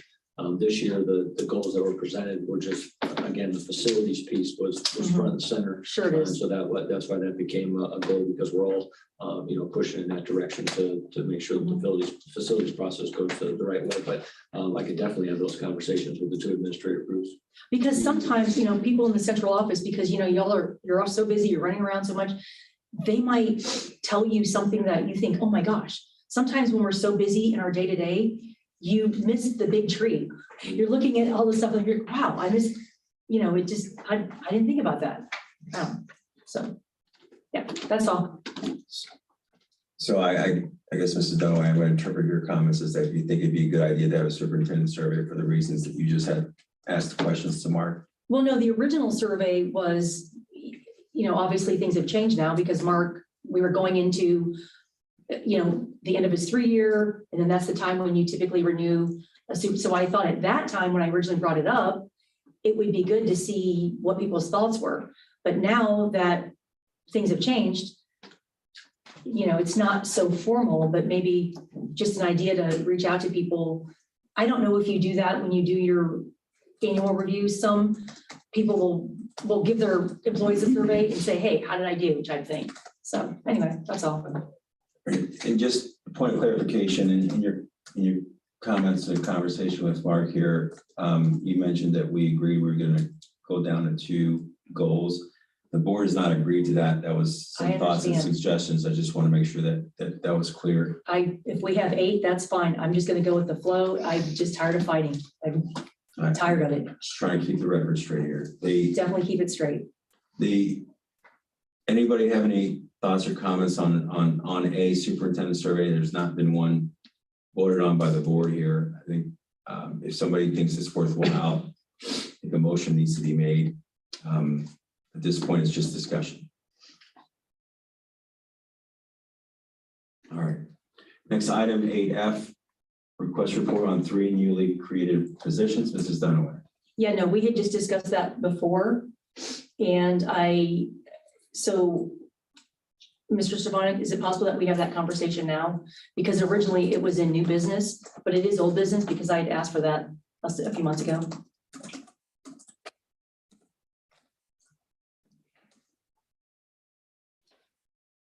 Oh, do you want a motion?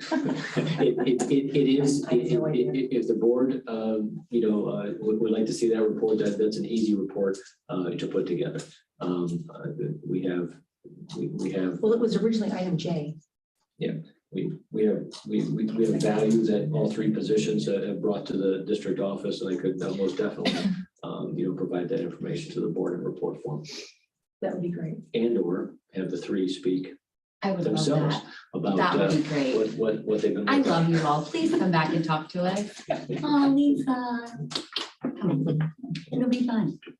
Mrs. Dunaway has the floor. Yeah, so the sorry. reason I why, apologize. the reason why I wanted that information is because originally we were going to create 2 positions.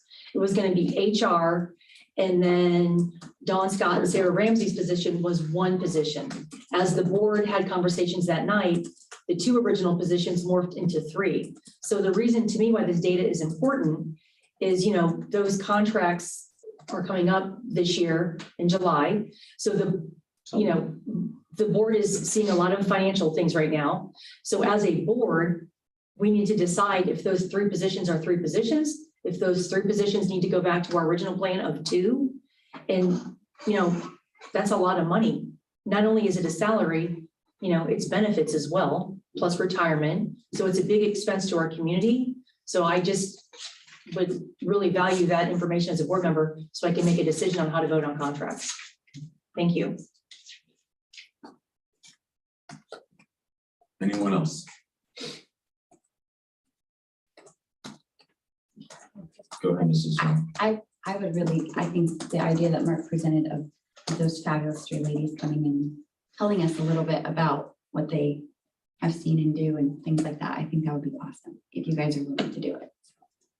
That's just my thought. Anyone else? I just want to mention that at this point, this is only discussion. If the board wishes to have a report, someone needs to make a motion. I will make the motion to request a report on the 3 newly created positions. Second. Second by Mrs. Dunaway. Any more discussion? Yes. Mrs. Zakor. So now that you've motioned and seconded for a report, then I think it's important to discuss the content of that report, because it's one thing to just present this my report, but it may not even have the touchstones in there that are necessary to really look at the value of the position in terms of, just a simple question, has this position resulted in greater legal fees, less legal fees, or non-applicable, something to that effect. Does this position, how it may have related to any staff departures? And I'm not saying it has, I'm just saying that there needs to be some content behind these positions in terms of giving that evaluation. Mrs. Dunaway. Well, specifically, we just want to know how the positions have helped our students. Because we're supposed to be here for students, and that's always our goal. How can we make the students' lives better? How can we help them excel? How can we help them accomplish the next step in their life, whatever that step is? And then secondly, we're here to support staff. So, you know, what we don't want is people to come in, I love my job, it's so great. Okay, that's not giving me any information on how to vote on a contract renewal. So I agree with Mrs. Zakor. There needs to be some data and some meat in there, not just a fluffy rah, rah, rah. That's not gonna make me feel comfortable spending $80,000. Anyone else? I think you're right, Mrs. Zakor. Understanding what put into this report is important. I think that identifying what that is a lot harder. Yeah. It's very difficult to identify what kind of criteria would be deemed to be really objective, if not subjective. Just because something appears to correspond with the position, like legal fees increasing, does not necessarily mean that has anything to do with that individual. Could just have to do with what's happening in any given scenario. And so I guess from my perspective, a report would be very helpful is to identify, you know, what the position was intended to satisfy as far as we know, you know, how many students there was going to service or any staff they're going to oversee, you know, have we found that to be pretty useful? Have we found it to not be necessary? Things of that nature. That's obviously very, very subjective, but I guess I'd be interested to know from the administration that's implementing the people we've hired, whether they feel that reorganization was beneficial to the organization or not. Because I'd love to be able to point out the objective criteria I would put into that report. I don't know enough about it to be able to identify those things. And I think we've got to have some reliance on people that are at the administration that oversee these positions to be able to kind of tell us, yeah, I think the reorganization was a good idea. Well, you know, it is a good idea, but our budgets are coming down and we're gonna have to make cuts. If we make it, this is where we need to go. Or no, we didn't need this position. I guess they don't have anything to do. They just sit on their hands all day. I doubt that's the case, but that to me, from my perspective, would be something that's interesting to know. Anyone else? I would just like to see, I love to hear like any challenges that they've experienced as well, because anytime you implement something new or change something, there's always, you know, blowback to that. And so like, how have they overcome that? Like those kind of things, because that also helps determine whether or not you can manage people and whether you can manage other things. So I'd like to hear that stuff too, changes and challenges that have been experienced. Dunaway. Another suggestion is a survey. You know, if you're a person that works consistently every week, you're having team meetings with various leaders in the district, give those people a survey. Hey, did Teresa do a good job? You know, what were the things that you worked on? What did you improve? What would you like to see better? If it's a position where they're working with students or parents, send the parents and students an email. Hey, we just have this new rugby coach. Is the rugby coach doing a good job? What's your feedback?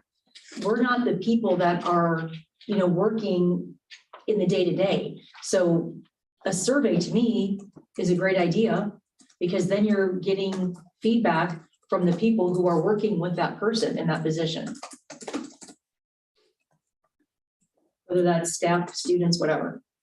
1 second. Okay, yeah. This is a quarter. Do you have anything else? All right, go ahead, Mrs. Stern. I was just gonna say with the survey though, too, you also still have to keep in perspective, like it depends on what you're surveying too. Like if you're surveying parents and you may have like, it's gotta be percentages. You know what I'm saying? What percentage do you say is a successful percentage? Like, I think that should be established ahead of time because otherwise, you know, you may have like, it may look like if 10 people say only bad things, but 90 say good things, but you only focus on the 10, then you're not really giving it a fair survey. Do you see what I'm saying? Like, it's gotta have something like that too.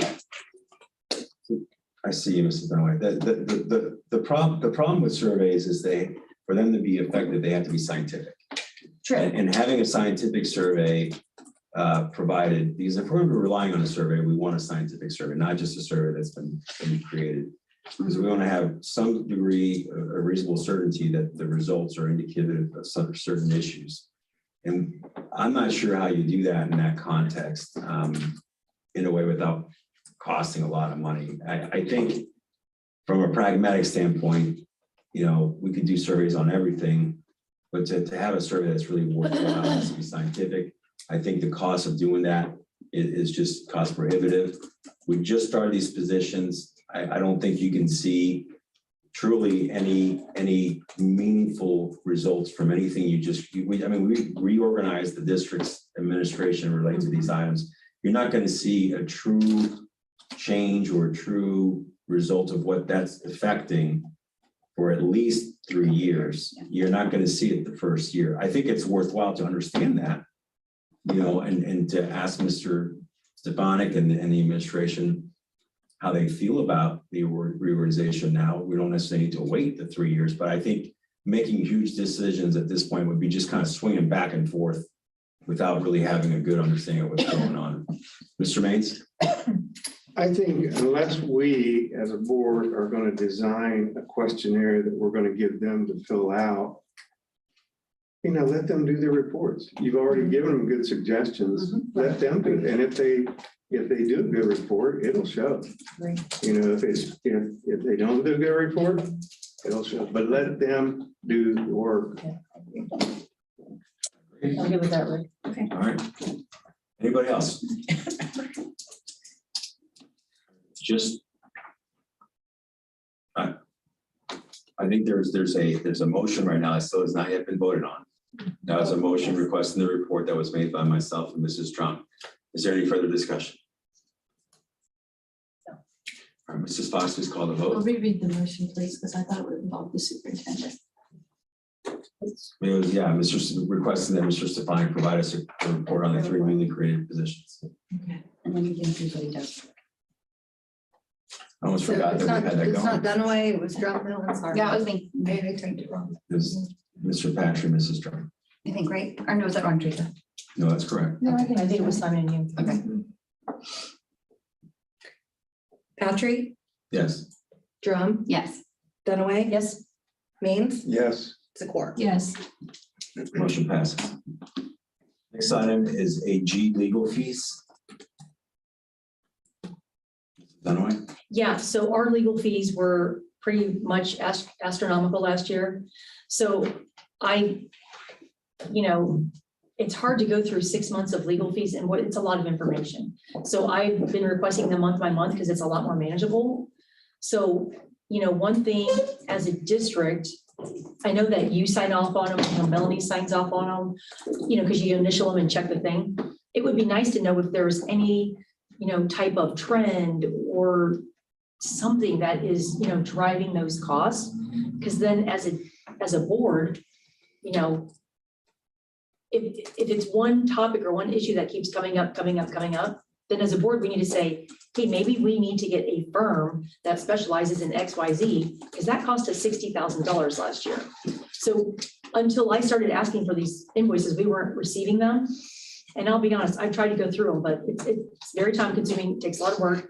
And because I'm not getting them on a consistent basis, it's hard to see a trend because it's kind of like, things will just kind of stand out to you. So anyway. Mr. Stefanik.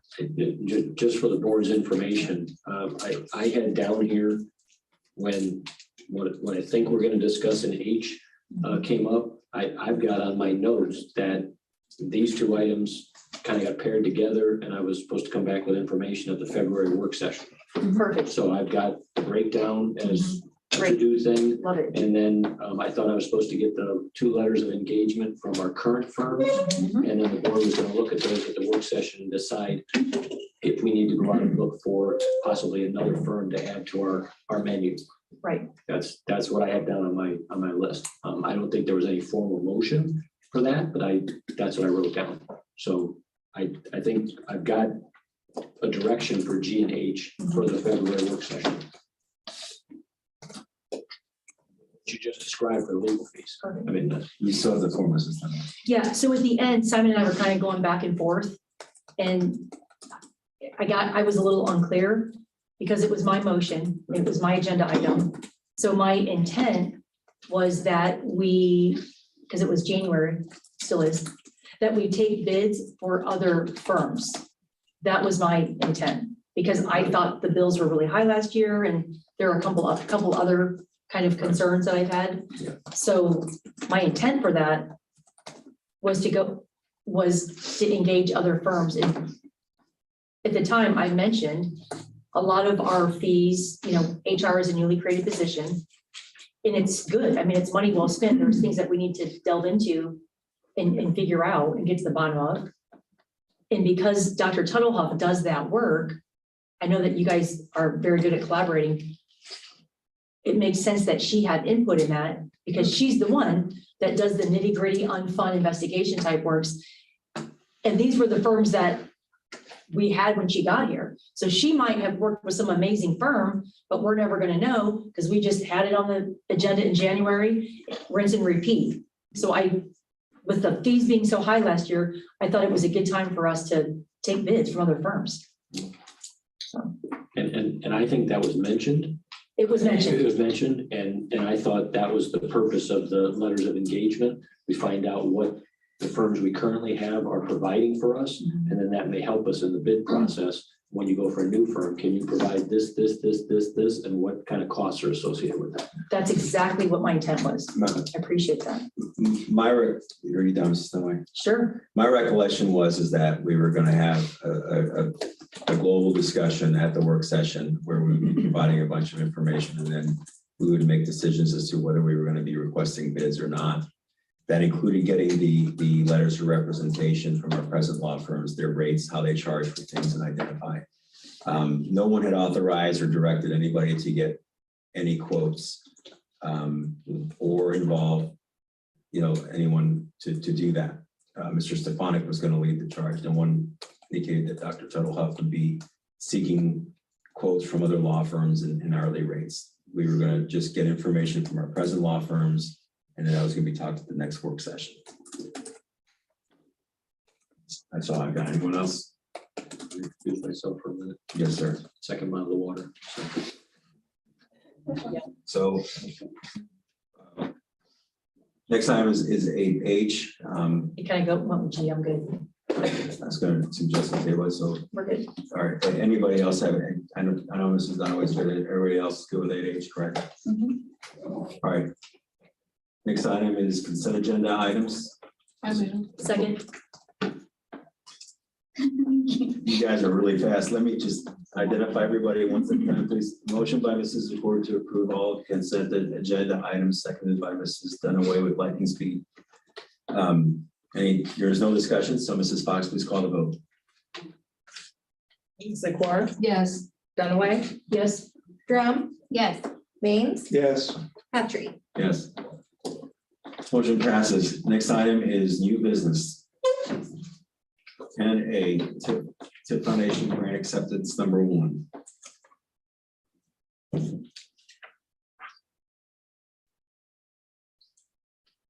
I move. Actually, I'm sorry. No, I'm sorry, the motion's on the floor. So motion by Mrs. Zakor. Second. Go. To approve acceptance of $9,782 and grant dollars from the Tipp Foundation. And then the public content is included there. This is Mrs. Zakor, second by Mrs. Drum.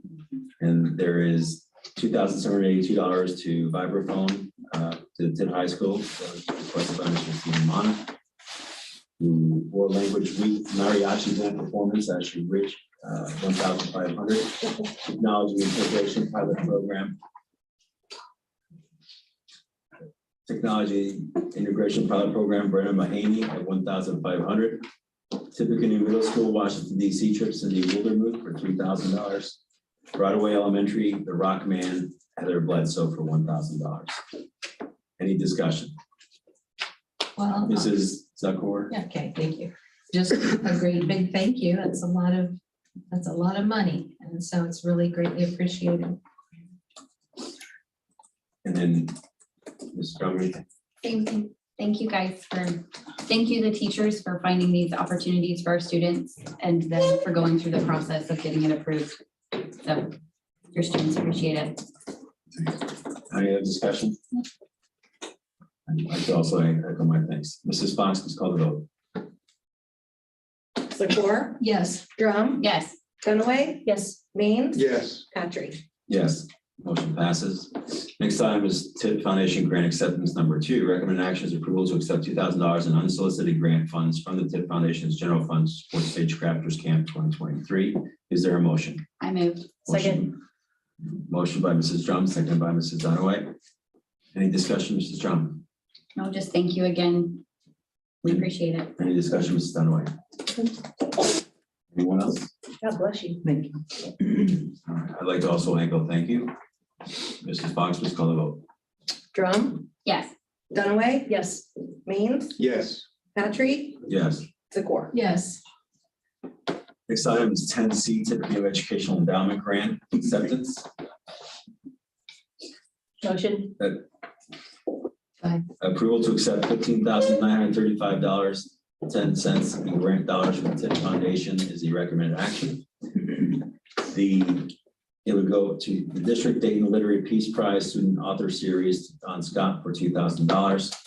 The 2023 State Science Day, Mackenzie English, Dan Barnes, and Mike Baggettys for $900. Tipp Canoe Ballet Folklorico Dance Company Performance, Tom Roush for $850. Vibraphone, Stephen Moneth, $2,000. English Department Technology Pilot, is that duplicative? Is that intended to be there twice? It's supposed to be what? Doesn't it say Tipp Foundation on there instead? It says Tipp Educational Endowment Grant. Grant. But look at the No, it action, says it's the Tipp recommended Foundation. action. Tipp Educational Endowment Grant is but it says Tipp Foundation from the recommended action. is Tipp Foundation. Oh, we're missing a word. I see what you're saying. She's saying, if you look at the recommended But they're action. two different things, that's the separate problem. things. So, TEE, and so, yeah, so which one is it supposed to be, Julie? Which one is it? well, Julie's Tipp Education. I'm actually on both. She does both. I'm on both, but what you're reading right now says Tipp Educational Endowment under subject, but under recommended It says Tipp approval, it Foundation, says you're Tipp correct. We're Foundation. missing the word educational endowment. Yeah. No, which one is it? Educational Endowment, so TEE, So it's not the Tipp Foundation. Right. That's just Okay. take out foundation. Thank you. All right, so And then then, we- yeah, so I know. thank you for catching that. letting typo, us good know. typo. I'm fixing the. But I think Mr. Patrick's question was, is there a separate $2,000 for Mr. English and a separate $2,000 for Mr. Boniface? Correct. You were at the drone project, right? The drone, So I was actually at the vibraphone for Stephen Month, but you guys saw that $2,000. So there's one from the foundation and one from the TEE correct. Yes. He wrote a grant to both. to both, and you got both. Yeah. Yes. All right. So then that makes sense then. Sorry. No, I'm No, glad you it's did. important. Thank you. We don't have to change it next month and waste 20 minutes, so thank you. Yeah. So I'm going to just start over just because of the issue there. So recommended action is approval, accept $15,935.10 in grant dollars from the Tipp Canoe Educational Endowment Grant. Yes. That's correct. District Dayton Literary, sorry, I was trying to find my space on there. Dayton Literary Peace Prize, Student Author Series to Don Scott, $2,000. The 2023 State Science Day, Mackenzie English, Dan Barnes, and Mike Baggettys, $900. Tipp Canoe High School Ballet Folklorico Dance Company Performance, Tom Roush, $850. Vibraphone, Stephen Moneth, $2,000. English Department Technology Pilot, Brenda Mahaney for $1,500. Tipp Canoe Middle School Drone Soccer Project, Mackenzie English, $2,000. Drone Soccer Project, Bill Boniface for $2,000. Red Devil Reset, Wendy Torrance, $356.77. Printmaking, Patty Brown, $926.33. LT Ball Intermediate Match Day at the University of Dayton Field Trip, Erica Brogan for $600. Broadway Elementary Field Trip, Aesop's Fables, sorry, I couldn't read it. You're fine. Mallory Normal, $1,880. Devin Coppic Elementary Flexible Seating Options, Amy Blake, $922. Their motion.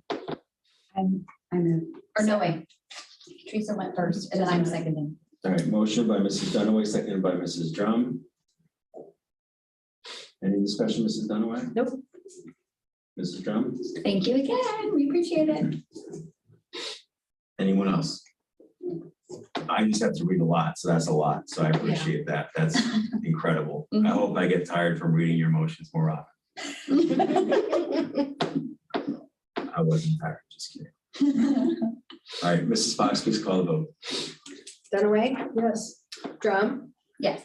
Maines, Yes. Patrick, Yes. Zakor. Yes. Next item, 2022-2023 gifted education plan. Recommend actions, recommend approval of 2022-2023 Tip City Schools gifted plan. Is there a motion? I move. Is there a second? I'll second. Second by Mr. Maines. Made by Mrs. Drum, second by Mr. Maines. Any discussion? No. Mr. Maines? No. Anyone else? I do. All right, Mrs. Zakor? If I understand this correctly, there's, for the gifted, is this correct that the creative thinking, that's a new component for our district, is it not? Creative arts and performing arts? When was that? I think. Yeah. So, sorry. No, because I've always been a big proponent of, we didn't have any gifted identification in the performing creative arts areas. And so I always felt kind of like, wow, we're missing a big group, could be missing a group of, students in that area. And so I noticed here in your, at your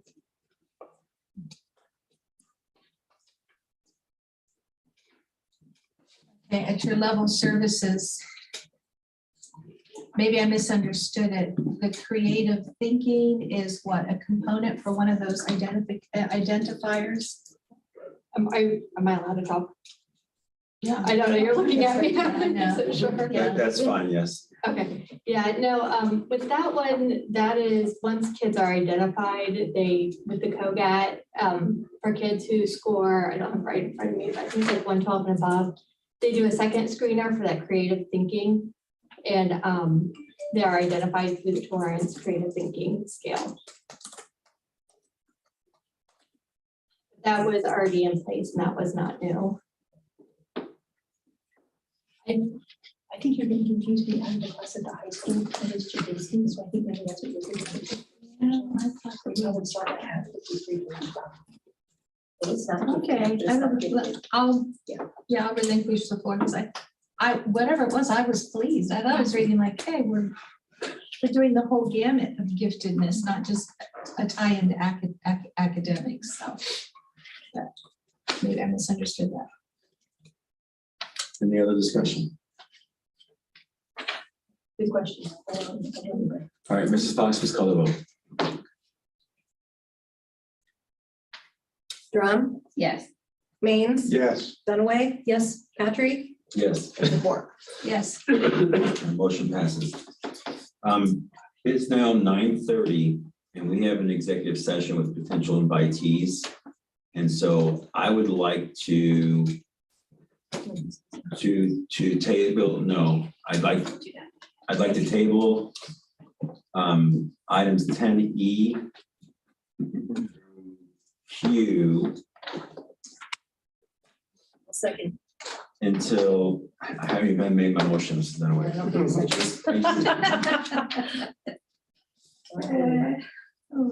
E through Q until after section 12 executive session this evening.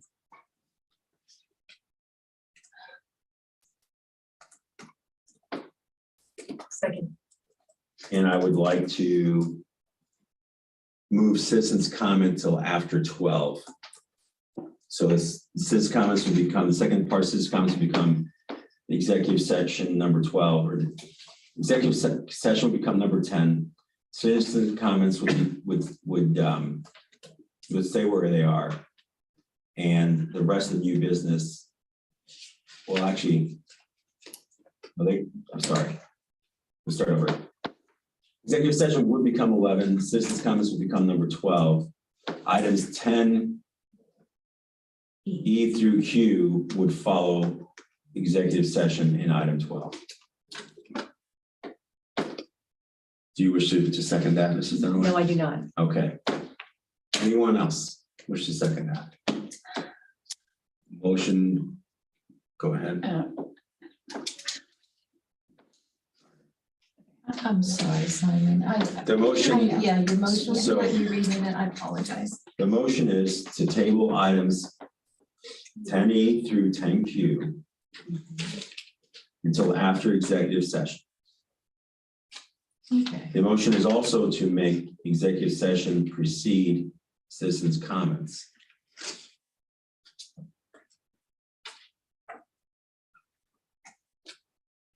Is there a second? I'll second that. Motion by Patry, seconded by Mrs. Zakor. The reason for this, I hate to push citizens' comments back, but we have an executive session. We have potential invitees that include our board council. It is now 9:30. My concern is that if we don't do that, we won't get them on the phone. And so I think unfortunately that's something, it's a necessary evil. Mrs. Zakor, did you have anything? No, Mrs. Dunaway? Are you still talking? no, I Okay. just agree with the rationale for it. Moving. I would like to make an amendment that we take citizen comments first.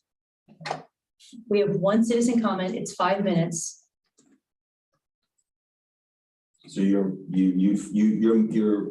motioning to amend Yeah, that we place citizen comments prior, we table items 10E through Q, I'm have okay citizen with that. comments immediately, yes, then go into executive session. perfect. I will second your amendment. Yeah. Thank you. We have a parent who came here for bullying and I feel like 5 minutes, yeah. 2 more hours is bullying. Make you wait. 2 hours for a 5-minute talk. It's okay. That's not okay. It's actually not. No, I like that idea. That's a good Yeah, idea. it's just. I second it. All Bullying. right, any other discussion on that?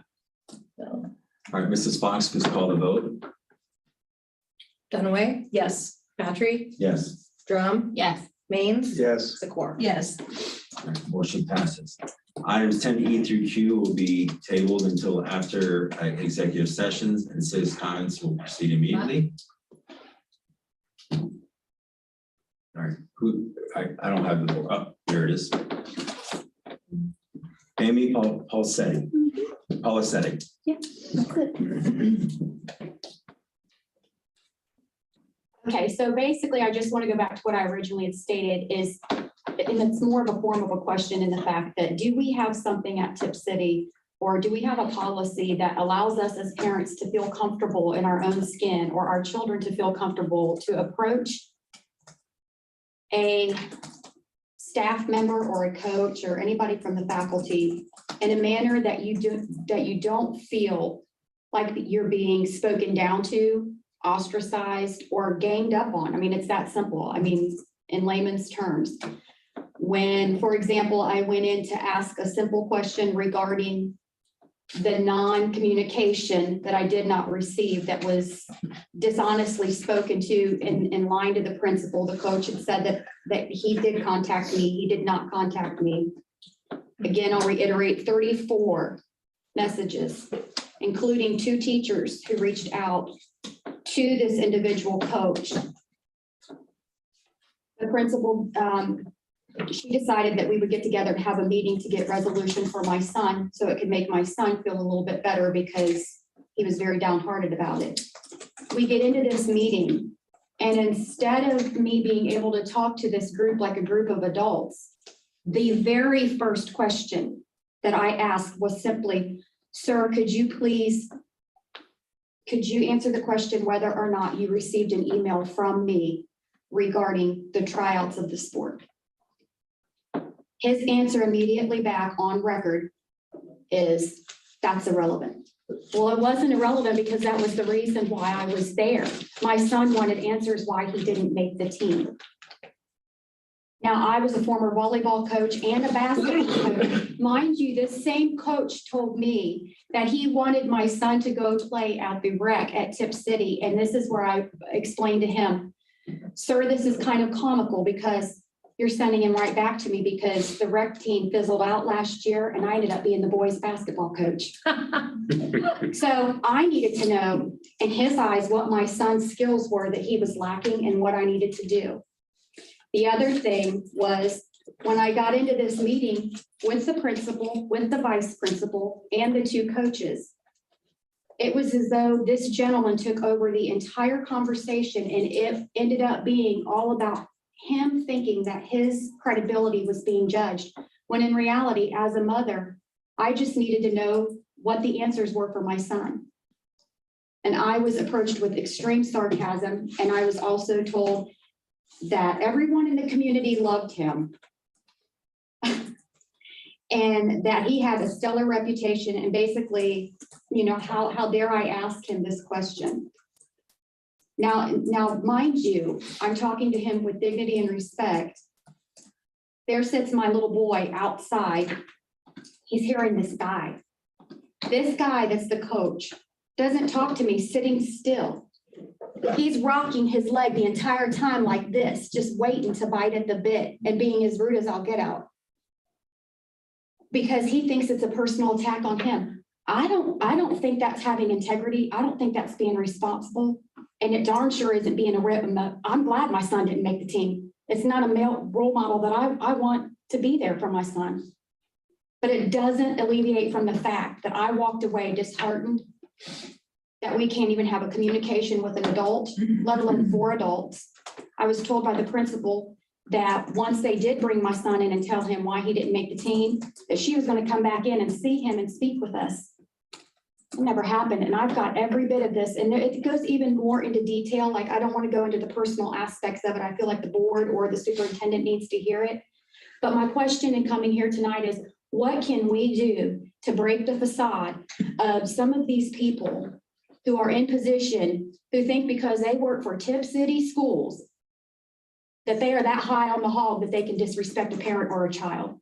Because I sure know that I'm going in there with the dignity and respect that they're advertising out on their front sign. And I think that we're lacking in the city of Tipp City and in the school system a very large, strong sense of morality, kindness, and respect. We're fake. I'm gonna come out and say it. Sticks and stones, I'm gonna say it, we're fake. This is not the school system that I grew up in, and I need help from the Board of Education to help change that. And I will back up the group that was here tonight.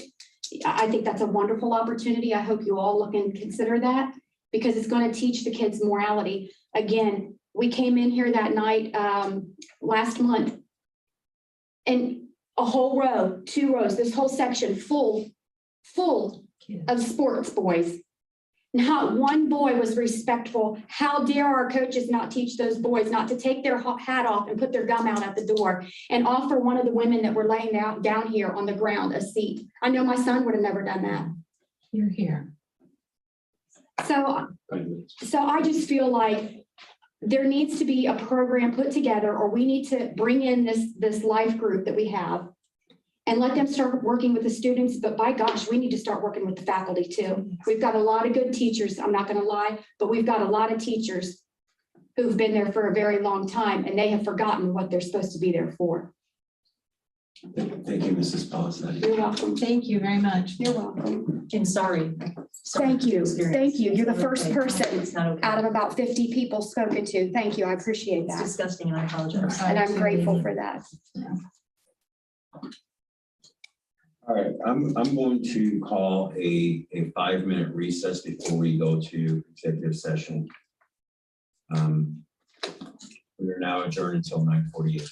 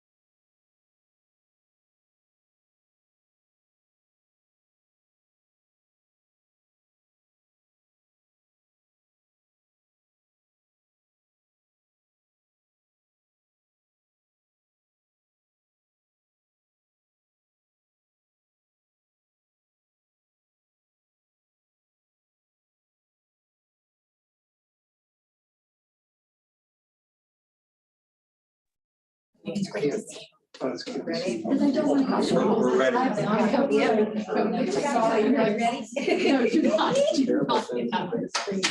Okay, do that a lot for you, Mark. I'm gonna call us back into the meeting out of recess. Time is 9:51. Have a good night. Thanks, bye. Next item is item 12, executive session. Adjourn to executive session. The recommended action is to adjourn executive session for purposes authorized in the Board of Education policy 0166 Ohio Revised Code 121.22 G1 and G5. There's 3 separate items to consider: the appointment, employment, dismissal, discipline, promotion, demotion, or compensation of a public employee or official, or the investigation of charges or complaints against a public employee, official, licensee, or regular individuals, unless the public employee, official, licensee, or regular individual requests a public hearing. Second item is to consider complaint of public employee or officials. After that, it is to consider matters required to be kept confidential by federal law or regulations or state statutes. Potential invitees include but are not limited to Mark Stefanik, Melanie Fox, Dr. Tuttle Huff, and the Board of Education's attorneys. Official action may follow the executive session. Is there a motion? I move. Motion by Mrs. Zakor, is there a second? I'll second. Second by Mrs. Dunaway. Any discussion? All right. Mrs. Fox, please call the vote. Zakor, Yes. Dunaway, Yes. Drum, Yes. Mains, Yes. Patrick. Yes, motion passes. We are now adjourned to executive session. The time is 9:52 p.m. Are you moving or are you staying or what are you doing?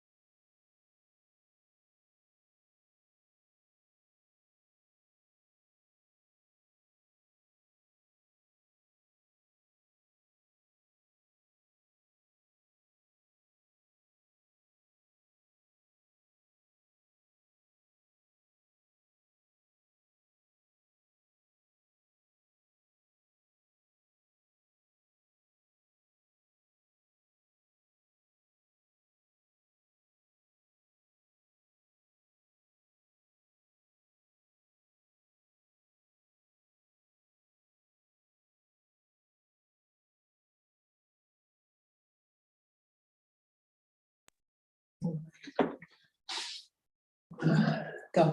All right.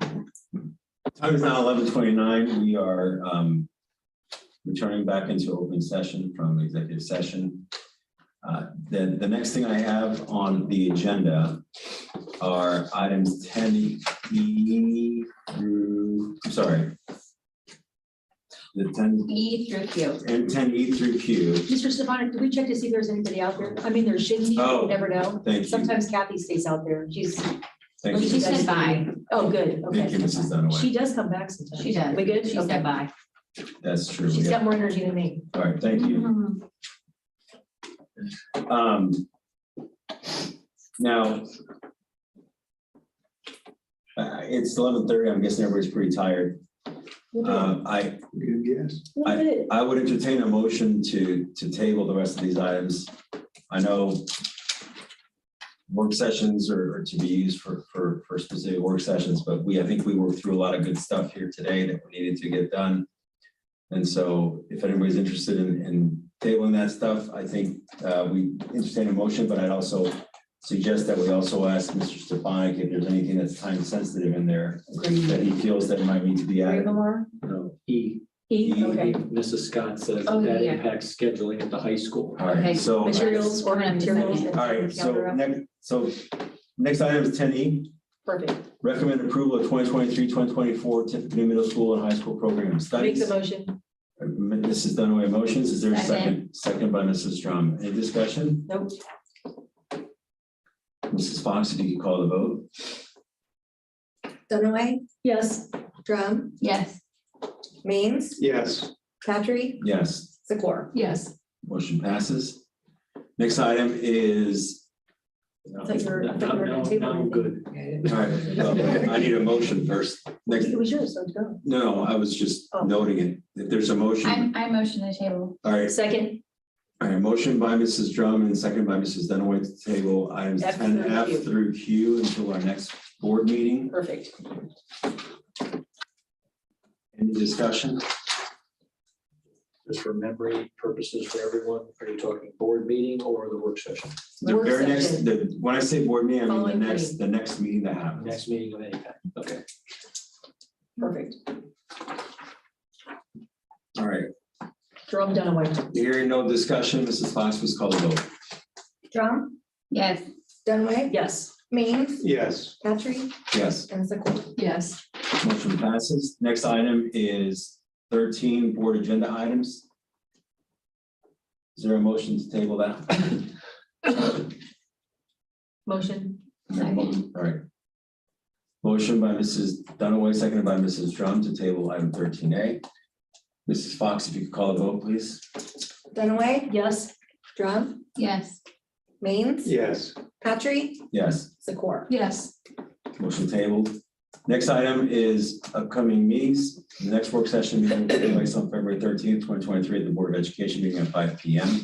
Next regular board meeting will take place on February 27th at the Board of Education meeting beginning at 6 p.m.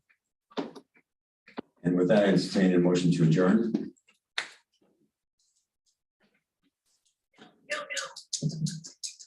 I'll motion. Second. Yes. This is not the day for this, It is not the day. It's already midnight. I Motion adjourned strike. by Mr. Main, seconded by Mrs. Dunaway. I strike. Or Mrs. Wait, who is it? Who seconded it? Dunaway. I strike. Any discussion? No. All right. What's it called? Strike in order? Strike Mrs. in- Fox, please call the vote. Means, Yes. Dunaway, Yes. Drum, Yes. Patry, Yes, Zakor. Yes. we are adjourned. Time is 11:33 p.m. Thank you for everybody. Strike and change. Oh, I think it's called strike and change, Dan. Is that?